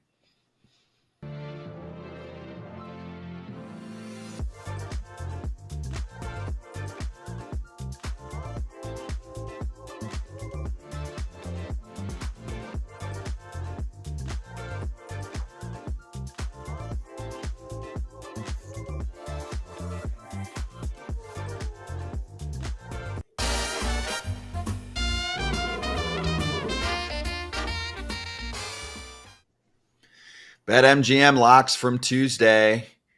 Oh, yes. Kratz, you can't show. Wait, you're trying to show that off because you didn't win your lock on Tuesday and you want to get some. I just wanted to make sure everybody knew I'm still a winner. You are a winner. Yes. The AL did not score first, so you lost your bet. There was not one run in the first inning. That was bold from Trevor. The AL won. Nice comeback win because they always win. Good job, AJ. And first 3 innings, I thank Shohei Ohtani. And then ultimately I crushed that bet. But it was sweaty. That was a sweaty bet because I'm in the 3rd inning and I'm like, damn, it's 0-0. So it worked out. Trevor May helped me out with that one. So there's our money bags. As you can see, Trevor is a small sample size, but everybody else from the crew, and Todd's not on this board because he didn't bet the other day, but he'll be back tomorrow.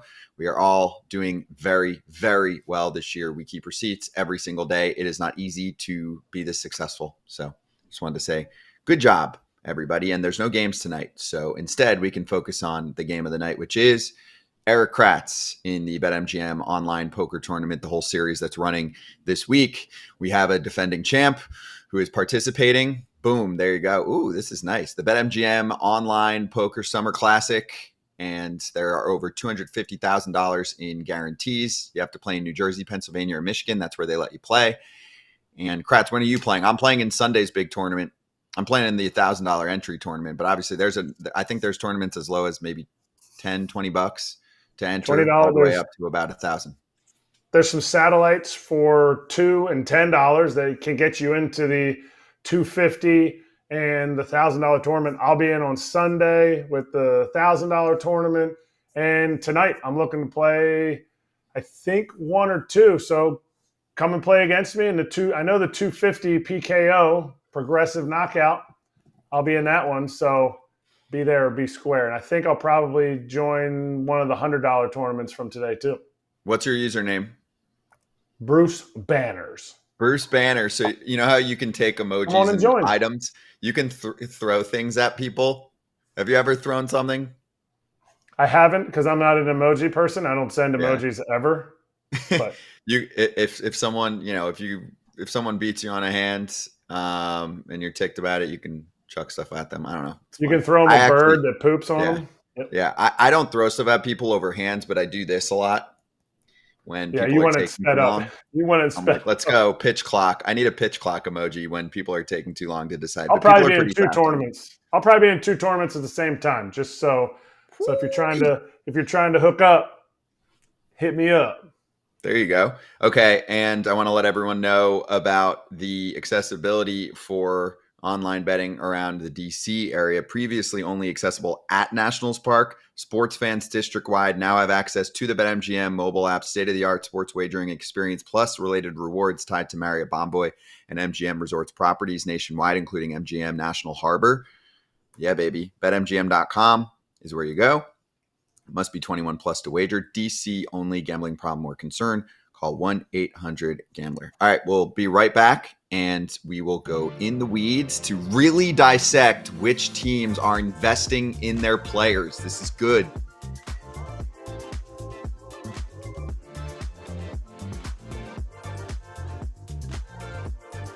What was he saying? What was he like? It was funny too. All right, so first round he was kind of just doing his thing, getting it going, and then the second round he had 4 before like a minute and a half, then called time, and then I went up and gave him a water. And he's like, I'm about to hit 6 to 8 home runs right now. And then he hit 7 home runs. And then he had 3 left. And he was like, I'll probably get the bonus to go farther. And then I'll hit like 2 more. Or like what he called every single round. He's like, I'm going to do this. And he did it. It was crazy. He just called like everything he had did. Like a game plan in his head of what he was going to do. I guess so. He was like 6 to 8, and I was like, those are words. Like I didn't really think that, you know what I mean? And then he hit 7, and then as every round went on, he was just like calling all the shots. It was crazy. You were more overwhelmed. You were more overwhelmed by the situation than he was. Oh yeah, no doubt. You were like, should I go towel? Yeah, exactly. Wait, the kid's doing Gatorade. Yeah, he'd run up and do it, and I was like, okay, so he's got Gatorade. I got to even it out with some water. I was asking like, you need electrolytes? You're swinging a lot. And he's like, just give me water. And I was like, all right, that's perfect. You were like his corner man. Yeah, I was just trying. Do what I can. Come out with like the ice bags, put them on his neck, and watching too, just like being into it. It was we were watching Salvi and Reagan's coming out, and they were like asking questions and like trying to get him the information he needed. Like they were cornermen. Too, like Vladdy came up and was like kind of giving. I remember Vladdy saying something like, "Try to aim towards the bullpen, like you're flying, whatever you're doing with your swing." He was kind of giving him like actual tangible advice. Yeah, and I was just like, "You like water?" Like I had nothing to give him. It's actually like not as much. I also think because I'm not playing, I don't have to do as much stuff. But you get in there and then you sign like there's 11 boxes of balls, and I think how many is in each one? For 16 12. in each? 12? Okay, 12. I should know that. Yeah, box. that's true. I didn't know that. Baker's dozen. Yeah, whatever that is, 11 times 12. Someone do the quick math. You just sign all those. A couple things you sign, then you go out to do media. You sit at like your little booth, and everyone just like the second it was like a Black Friday Walmart sale. It was insane. They have everyone lined up. And then they like let it go, and everyone just like, whoa, everyone's sprinting to show, hey, and like skeins in them. And then you're just sitting there, and then the media just kind of comes in and asks you questions, and you're there for, I remember how like 30, 40 minutes, maybe longer. I don't really remember. And then you go in, more media, and then you hang out and just talk to people. It wasn't crazy. Other people had to do more like TV stuff, but I wasn't playing, so I didn't have to do it.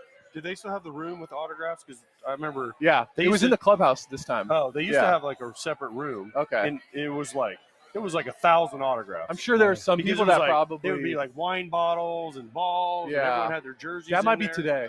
I think that's what that is today. Because Home Run Derby yesterday, I think all the autograph stuff might be today.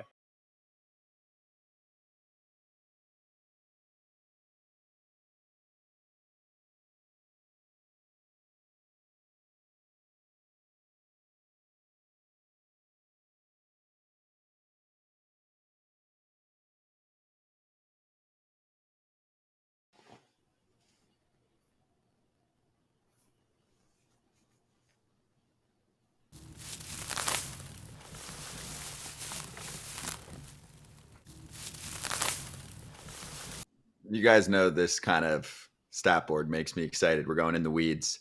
Brooksgate posted how much money each MLB team made last year and how much of that money is going towards their payroll this year. When I see something like this, I'm like, this is gold. Okay. And this is going off Forbes 2023 revenue.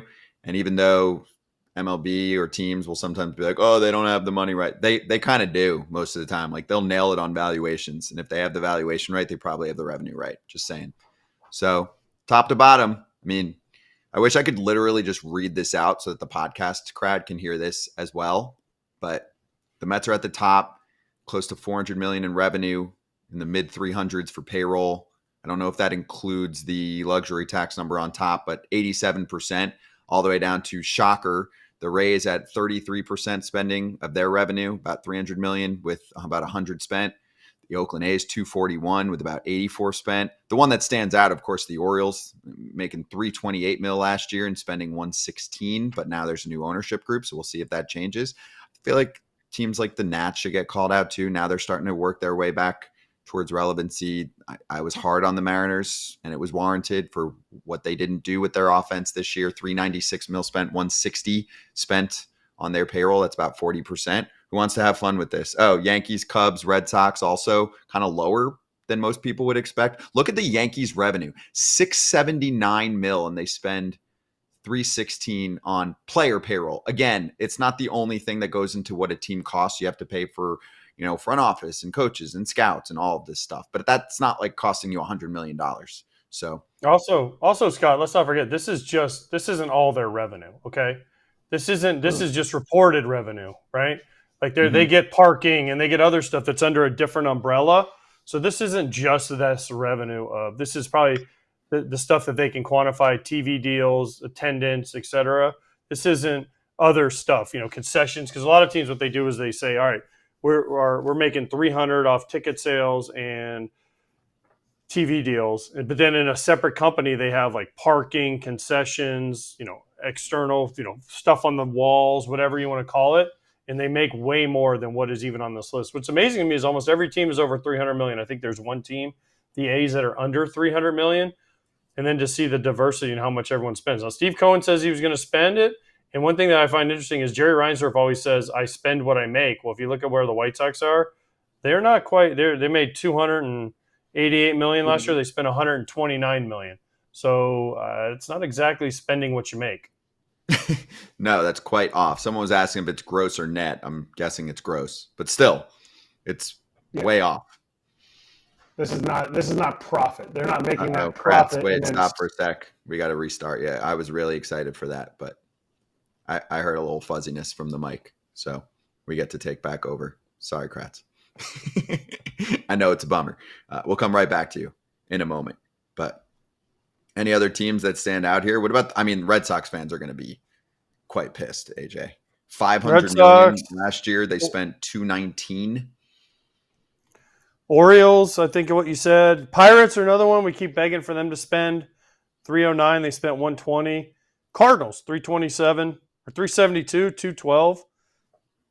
$212. Listen, I understand it, but gosh, the Braves, they do pretty good. $473 million they made and $269. That's good though. See, to me, it's like you want, as a fan, you want your team to be on the left where they spend almost as much as they make, and then the owners want to be on the right. They want to be the Cubs, right, that are making $506 and spending $236. Even the Twins, $342, and they cut their payroll to $162. What, instead of, they couldn't have made it to $200 million because they would only made $142 million instead of $180 million? I don't get it. Yeah, and I want to clarify also, there's so many other investments, right? A TV network that could cost you. You could be in the red with that for a while, but then eventually you're not, right? What they'll do is get crafty too. You can say buy real estate and then spin that off, and then when it's profitable, now it's not part of your team, so it's not a loss. Anyway, Kratz, I feel like you're going to sound squeaky clean. I hope so. I hope I'm not scraggly and robotic. But this is not profit. I think you kind of hit on that when you were hitting the gross and net. This is not profit. This is the revenue that the team is bringing in. And everything you said is exemplified by the Blue Jays. The Blue Jays are the only team in town. They are the only team. When I say in town, I mean the entire country. And for years, they have manipulated their books, Rogers, so that their team looks like they don't make a lot of money. They have lost $50 million in some years, $45 million in other years. And they sit there and they constantly say they've only made $328 million in revenue. So you're saying the only team in one country has only made, based on what they're telling the people that gather information like Forbes, that they're making the same as the Twins, they're making the same as the Guardians, they're making less than the Nats, who play in Washington, D.C., and so these numbers are still being cooked a little bit. And this is why, if they never open the books, we're never going to get a true opportunity to see what teams bring in and what they could or should spend. And to me, the number here is it should be about 57%. When I was on the Players Association, we hoped that the revenue to payroll debt, because payroll is debt because you owe that to your players no matter if they play or they don't play, so it's considered debt, should be around 50 to 57%. And you look at the teams that are anywhere from 57 down to 50, who should be and who could be in there, and how much that would change how teams spend. And it would make, if the Rays were up to 50%, who could they add? 50% is easy. If they could add another $50 million to their payroll, they would only be at 50%. They'd be at the bottom of that revenue to debt ratio. Who could they add for $50 million?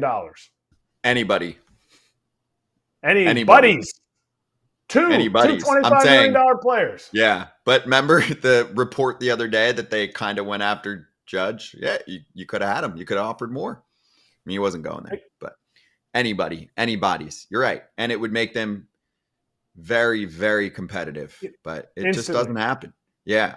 I'll give a shout out. We always shout out the Padres. I know they had to cut some payroll this year, but we do shout them out there towards the top of this list. And then how about the Diamondbacks in the 3 spot?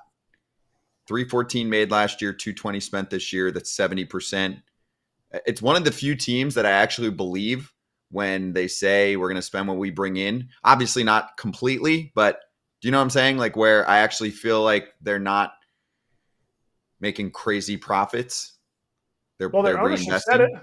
I know, but I don't totally take anything anyone says, because they also did say, a couple months before that, we're not leaving, but if the city doesn't give us money, we're going to have a problem. So that discredits your ability to have trust. But still, the Montgomery part of the conversation, I think that at least they said, here is how much you can spend based on what we did last year in the playoffs, and that upped their money spent. No, it was when they got all those extra, they got almost 10,000 or 8,000 extra season tickets from the World Series to the beginning of March, and the owner was like, hey, if we have this extra revenue, and it almost comes out to exactly what it would be for Jordan Montgomery to be on the team. So that 314 number is going up, and they're spending it this year, which I love it. Hey, you know what? Fans, you're going to come out. We're going to love, the team that we have out there, because we're trying to get better from where we were last year already. Yep. Want to go to strength of schedule? We also got a post from Brooksgate, but really from Fangraphs, on the hardest to the easiest. And I get it. Teams change in the second half. The one thing that's real in my mind, though, the bottom feeders are still going to be pretty bad, if not worse. Sure, you can run into them at a tough time, but the numbers do usually play out. Like the A's, the Marlins, the White Sox, like they're going to lose 100 games. You would rather face them in August and September than a good team, period. So hardest, you've got Red Sox, Rays, Guardians, which was surprising to me just based on their division, but maybe they've gotten some of the easier spots in the division out of the way. I think they haven't even played that great against, say, the White Sox, but Rockies are on here. Marlins, don't care. Blue Jays, Phillies, Pirates, Cardinals, A's. Bottom, though, this is where things get interesting. The easiest strength of schedule the rest of the year belongs to the San Francisco Giants, then the Cubs, Braves, Yankees, Tigers, Padres. So you have 3 teams in there that think they're involved, in a National League wild card. I'm already giving one of those spots to Atlanta, but the Cubs, who I think are in desperate trouble and probably selling. The Padres are definitely involved. So are the Giants. So that's a good sign for the fans of those 2 teams, right, AJ? Yeah, I mean, are you going to buy the Cubs because they have a lesser strength of schedule? No. Are you really buying them? I mean, I don't think so. I think the Giants, maybe that could help them. But a lot of this is just, who have you already played? That's the thing. Like, you get your hopes up, we're playing bad teams, but you got to beat those bad teams. And it's a lot also with the division, where you are in the division and who you've already played in the first half, because there's some divisions where teams haven't played a whole lot. They've only played, maybe 3 times. I think the Giants have played the Dodgers a ton already, and I don't even know if they might have one short series left of them, and the rest are all gone. So that's why theirs is skewed the other way. I would say the trend to the Giants here, because they're all the way there. They have the easiest schedule the rest of the way. And they're also getting back some key pitchers that are going to help this rotation. Plus, talk about ending on a high note, Blake Snell's near no-hitter or no-hitter perfect game through 6 innings to end the first half, then right before the All-Star break. It's huge. I mean, it helps. It should give fans confidence, just like, hey, the Guardians are going to go through a stretch here this second half of the season because they're playing some tough teams, and they haven't played those tough teams yet. Yeah, it doesn't matter. I don't think. I think we're making way too much of this. I don't think it matters. Honestly, I never looked at it as a player. I never knew it was a thing until after I was done. I think it matters based on actually looking at the schedule game by game, because I think some teams end up in better spots where you're like, hey, this team got a lot of players back, or this team made a lot of trades, or this team is playing up to their capabilities now, right? Also, the biggest part is the pitching matchups. So in the second half of the season, if I'm playing a series against the Tigers and Tarek Skubal's pitching one of those games, well, that sucks, That's not being accounted for in strength of schedule. Or you play the White Sox, right? You play the White Sox, and they've traded Crochet, Fetty, Pham, all these guys away, and you're like, oh, man, we got those 12 more times. Now that can make a difference. They're already a bad team. And then they're going to get worse. Take the under. Me. All right, let's step aside. We are working on getting Jessica Mendoza on the show, so we'll let you know. There's a little power outage issue, so we'll work on that. Not for us. We're good.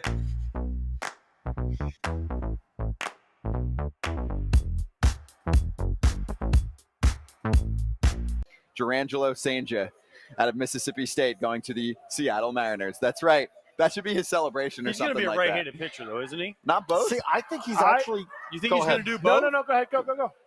I think it's going to be matchup specific. He's a right-handed pitcher, but if you've got a lefty stepping in who can't handle a slider, okay, I'm going to, for this batter, lefty, lefty, lefty. Wait, then they're back again. He's a right-hander, but what he's going to be good enough at doing is he's going to be just good enough as a lefty to have to think about, do I want to put my lefty in there, my lefty bat, who can't hit a lefty? Advantageous statistical analysis is what they called it.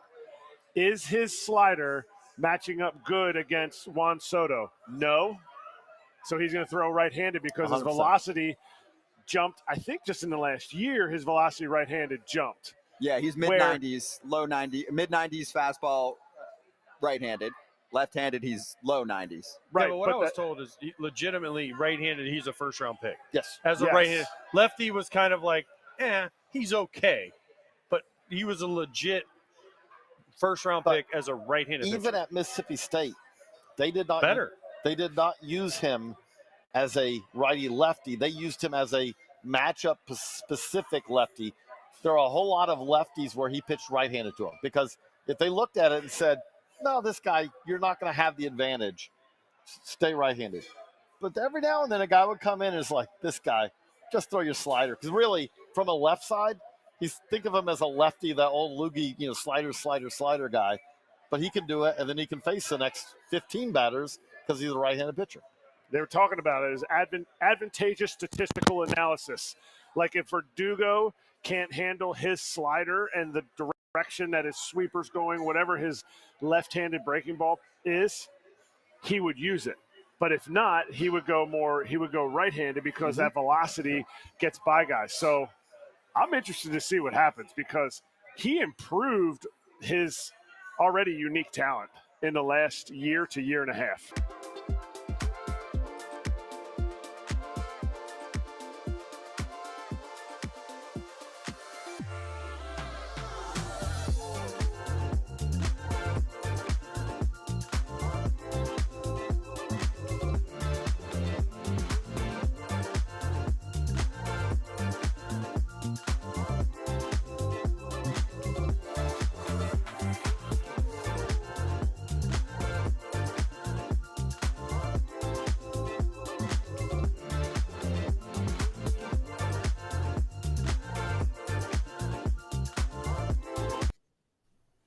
What's up, FT fam? We're back. So during the show, you start to get all the news about the MLB schedule release for 2025. It's a good day to cover it for a few minutes since we don't have any games today. So I would say in terms of competitiveness, what stands out is prime interleague rivals will increase their number of matchups from 4 to 6, playing a pair of 3-game sets rather than a pair of 2-game sets. So each of the 30 clubs will play 2 fewer games against non-division league opponents. This makes sense to me.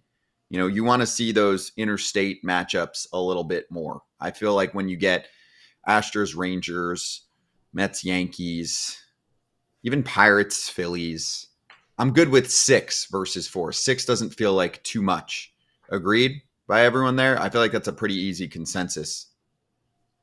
Yeah, more Cubs, White Sox, more Yankees, Mets. I mean, now listen, there's going to be a weird thing because you have like Rockies, I don't know, A's or something, A's, Giants, obviously. But you're going to have like Rockies, Padres, or Mariners, Padres, something like that. That people are going to be like, why do these teams get to play 6? But I love it for the matchups that really matter. The teams that are in their same city, same state, same general area. I think this is important. Yeah. And the season will open in Tokyo with the Cubs and the Dodgers.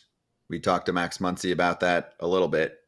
The traditional opening day is 9 days later. So you have the Tokyo Dome, March 18 and 19. Of course, there are a number of Japanese players involved on both teams, which will be cool, right?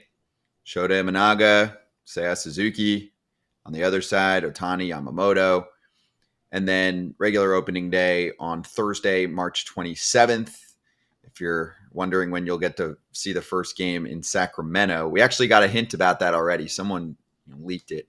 A's open the season with 4 games in Seattle. Then they've got their first ever series in Sacramento on Monday, March 31st against the Chicago Cubs.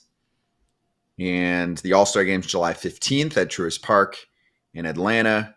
And then you've got the same situation where everyone ends Sunday, September 28th, I'm guessing at the same time, which is how they do things these days, which I'm a big fan of. Let them all play at the same time so you keep the potential competitive advantage the same, right? If you're a wild card team and you get to play later, it totally changes how you play out that last day. Because if you see the team before you lose and you're able to save that pitcher for the wild card round, it's not fair. That's one day where I think they really got it right. I know that was actually my old boss back in the day, Tony Petitti, when he was at MLB Network, was bringing that up. Then he got hired by MLB. He brought over there, and that was one of his big ideas, and that one's a win.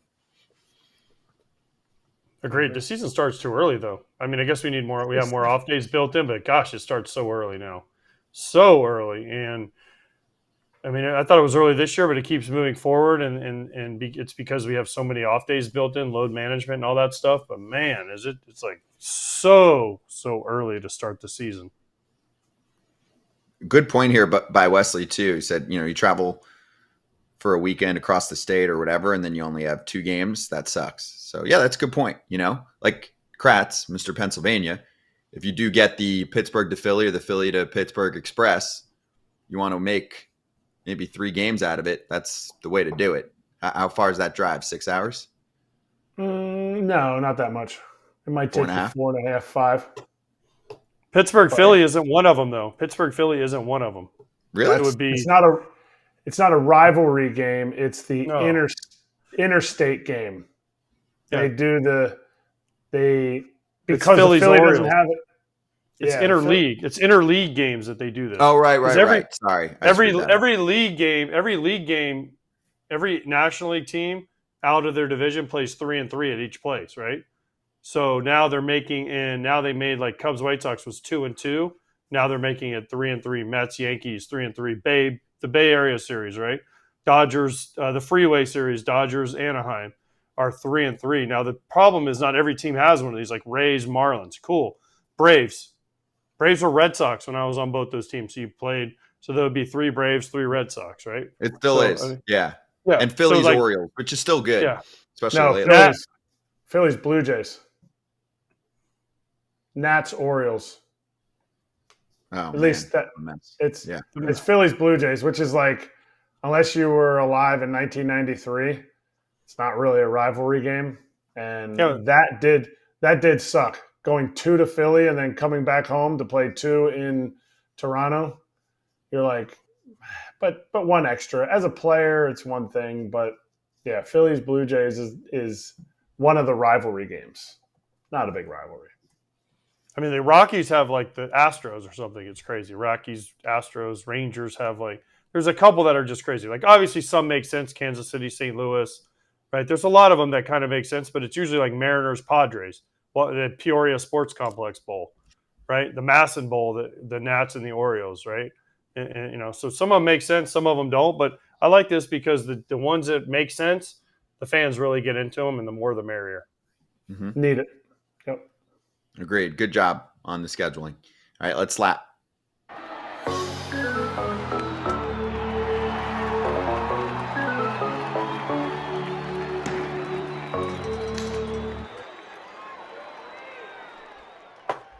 I can give away one name on the guest list for tomorrow as we get the players back in the mix as the second half of the season will begin. Vinny Pasquantino. And I know if you're watching on Bally Sports right now in the Kansas City area, that's a good one for you. So we'll talk to Vinny tomorrow, one of the better personalities in the sport. We'll see what the Royals have for us in the second half of the season. That one was on my list, and I actually looked because, Vinny is a pretty good friend of the show. And I was like, I don't think we've had Vinny on during the actual season. We had him in the winter time, but during the season. So I'm excited to talk to Vinny. He's usually quite entertaining. Do you feel like Pasquatch is still playing out well out there too? I haven't seen as much play on it. He does wear the pendant. They still do it.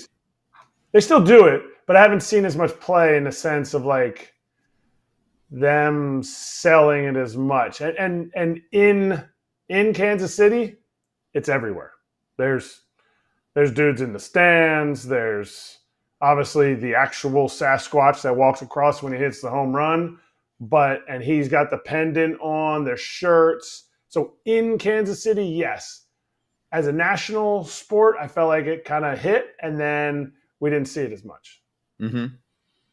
Oh, and by the way, I had one more thing because I carried this over from our All-Star conversation. Paul Skeens stayed for the All-Star game and got some praise for that. And I'm like, I mean, he's a rookie, and also it's cool. I mean, we should have more of that. I get how some people want to get home and get their fam time. That's fine. But also, I imagine that others have done that before, just that Skeens is such a big name, it stands out. And sets a good precedent for future rookies or just future younger players to stick around if they're able to. I can report, as I told Alana and Ken on their show, my dad was on the same flight as Paul and Livy Dunn. So he chatted with them and took some pics and all of that. So he was on the night flight to Jersey. So they stayed the day and hung out. So for him, he's like, yeah, I'm going to stay for the rest of the All-Star game. It's hard to conceptualize it because I get it when you're playing every year, and especially if you're doing a lot of these. But someone like me, I'm like, if I was at the All-Star game, I would definitely stay till the end if I was a pitcher, especially if I was in it for 1 or 2 times in my career. I want to be there. I'm in the dugout with all the dudes. No? I wonder if guys get sick of the All-Star game. They definitely do. They definitely do. Some do. I feel like Bryce Harper was pretty good on this because I guess he hadn't been there in a year or two because of the injuries at that time. And he kind of said how he missed it. That was cool. I bought that. I felt like that was real. We're making way too big a deal out of this. Paul Skeens going to be in plenty of All-Star games. This to me is, I mean, great. He stayed. Way to go, Paul. We gone. See you tomorrow.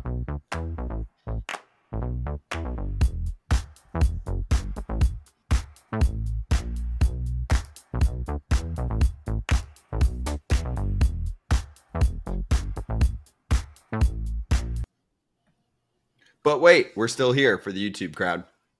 2 more minutes, bonus time, as we do on certain days. Dodgers territory, a couple minutes away. Alana Rizzo, Clint Pasillas. They went over some trade deadline talk. I'm sure they'll do a lot more and some All-Star and Derby recap as well. Maybe they'll have a reaction or two to our Max Muncy interview, which I thought was awesome. We were breaking all kinds of rules. But anyway, you just stay here, and then we'll flip you over to the Dodgers territory channel. But felt like we were breaking all kinds of rules. We were staying on extra long with Max, but he was kind of on fire. Did you guys feel that? I wish we could have kept him longer. Yeah? I agree. Yeah, I agree. He was going good. We got him going. He was going good, and we had to break. We had a good 22-ish minutes with him, so that was cool. Yes, as you can tell, I know a few people were asking about Jessica Mendoza. They were excited to see her. She did not get her power back, so she gone. We'll work on a makeup date, no problem. Owl requesting Livy Dunn as a guest. I don't know. If my dad asked, maybe he can pull it off, but we'll see. Kratz hats, you're up last. What do you got? Los Gatos Ferocios, the ferocious cats of New Hampshire.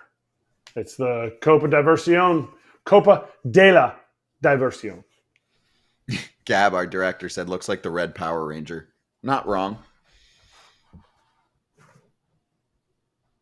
I can see it. Okay. With our powers combined, we will get AJ's bags back. That's good. Some people said, including some people that were texting me that were watching the show, got to get AJ some bag. What are those? The little trackers. Might be a good Christmas gift. What was that going to do for me? Then you would know where they are, and we can track them down in some random airport cart. Yeah. I mean, that sounds great and all, but what the heck's that going to do for me other than just make me more mad? Because I'm like, wait, why isn't it where I'm supposed to be? We need to get you an airport press pass where you can go anywhere in the airport and physically just pick the bags up, since sometimes they can't do it for you. Did that in Africa. You grabbed your bag from the plane? It went through the terminal thing, and I went back towards where the airplanes were, and they made me put something in my bag, and they were like, yeah, just go back there and get it. So I went back, unzipped my bag, had access to all the bags. Whoa. Wow, that does not sound legal. Nope. we will see everyone on whatever day is tomorrow, Friday. Enjoy Dodgers territory. Stay here. See ya.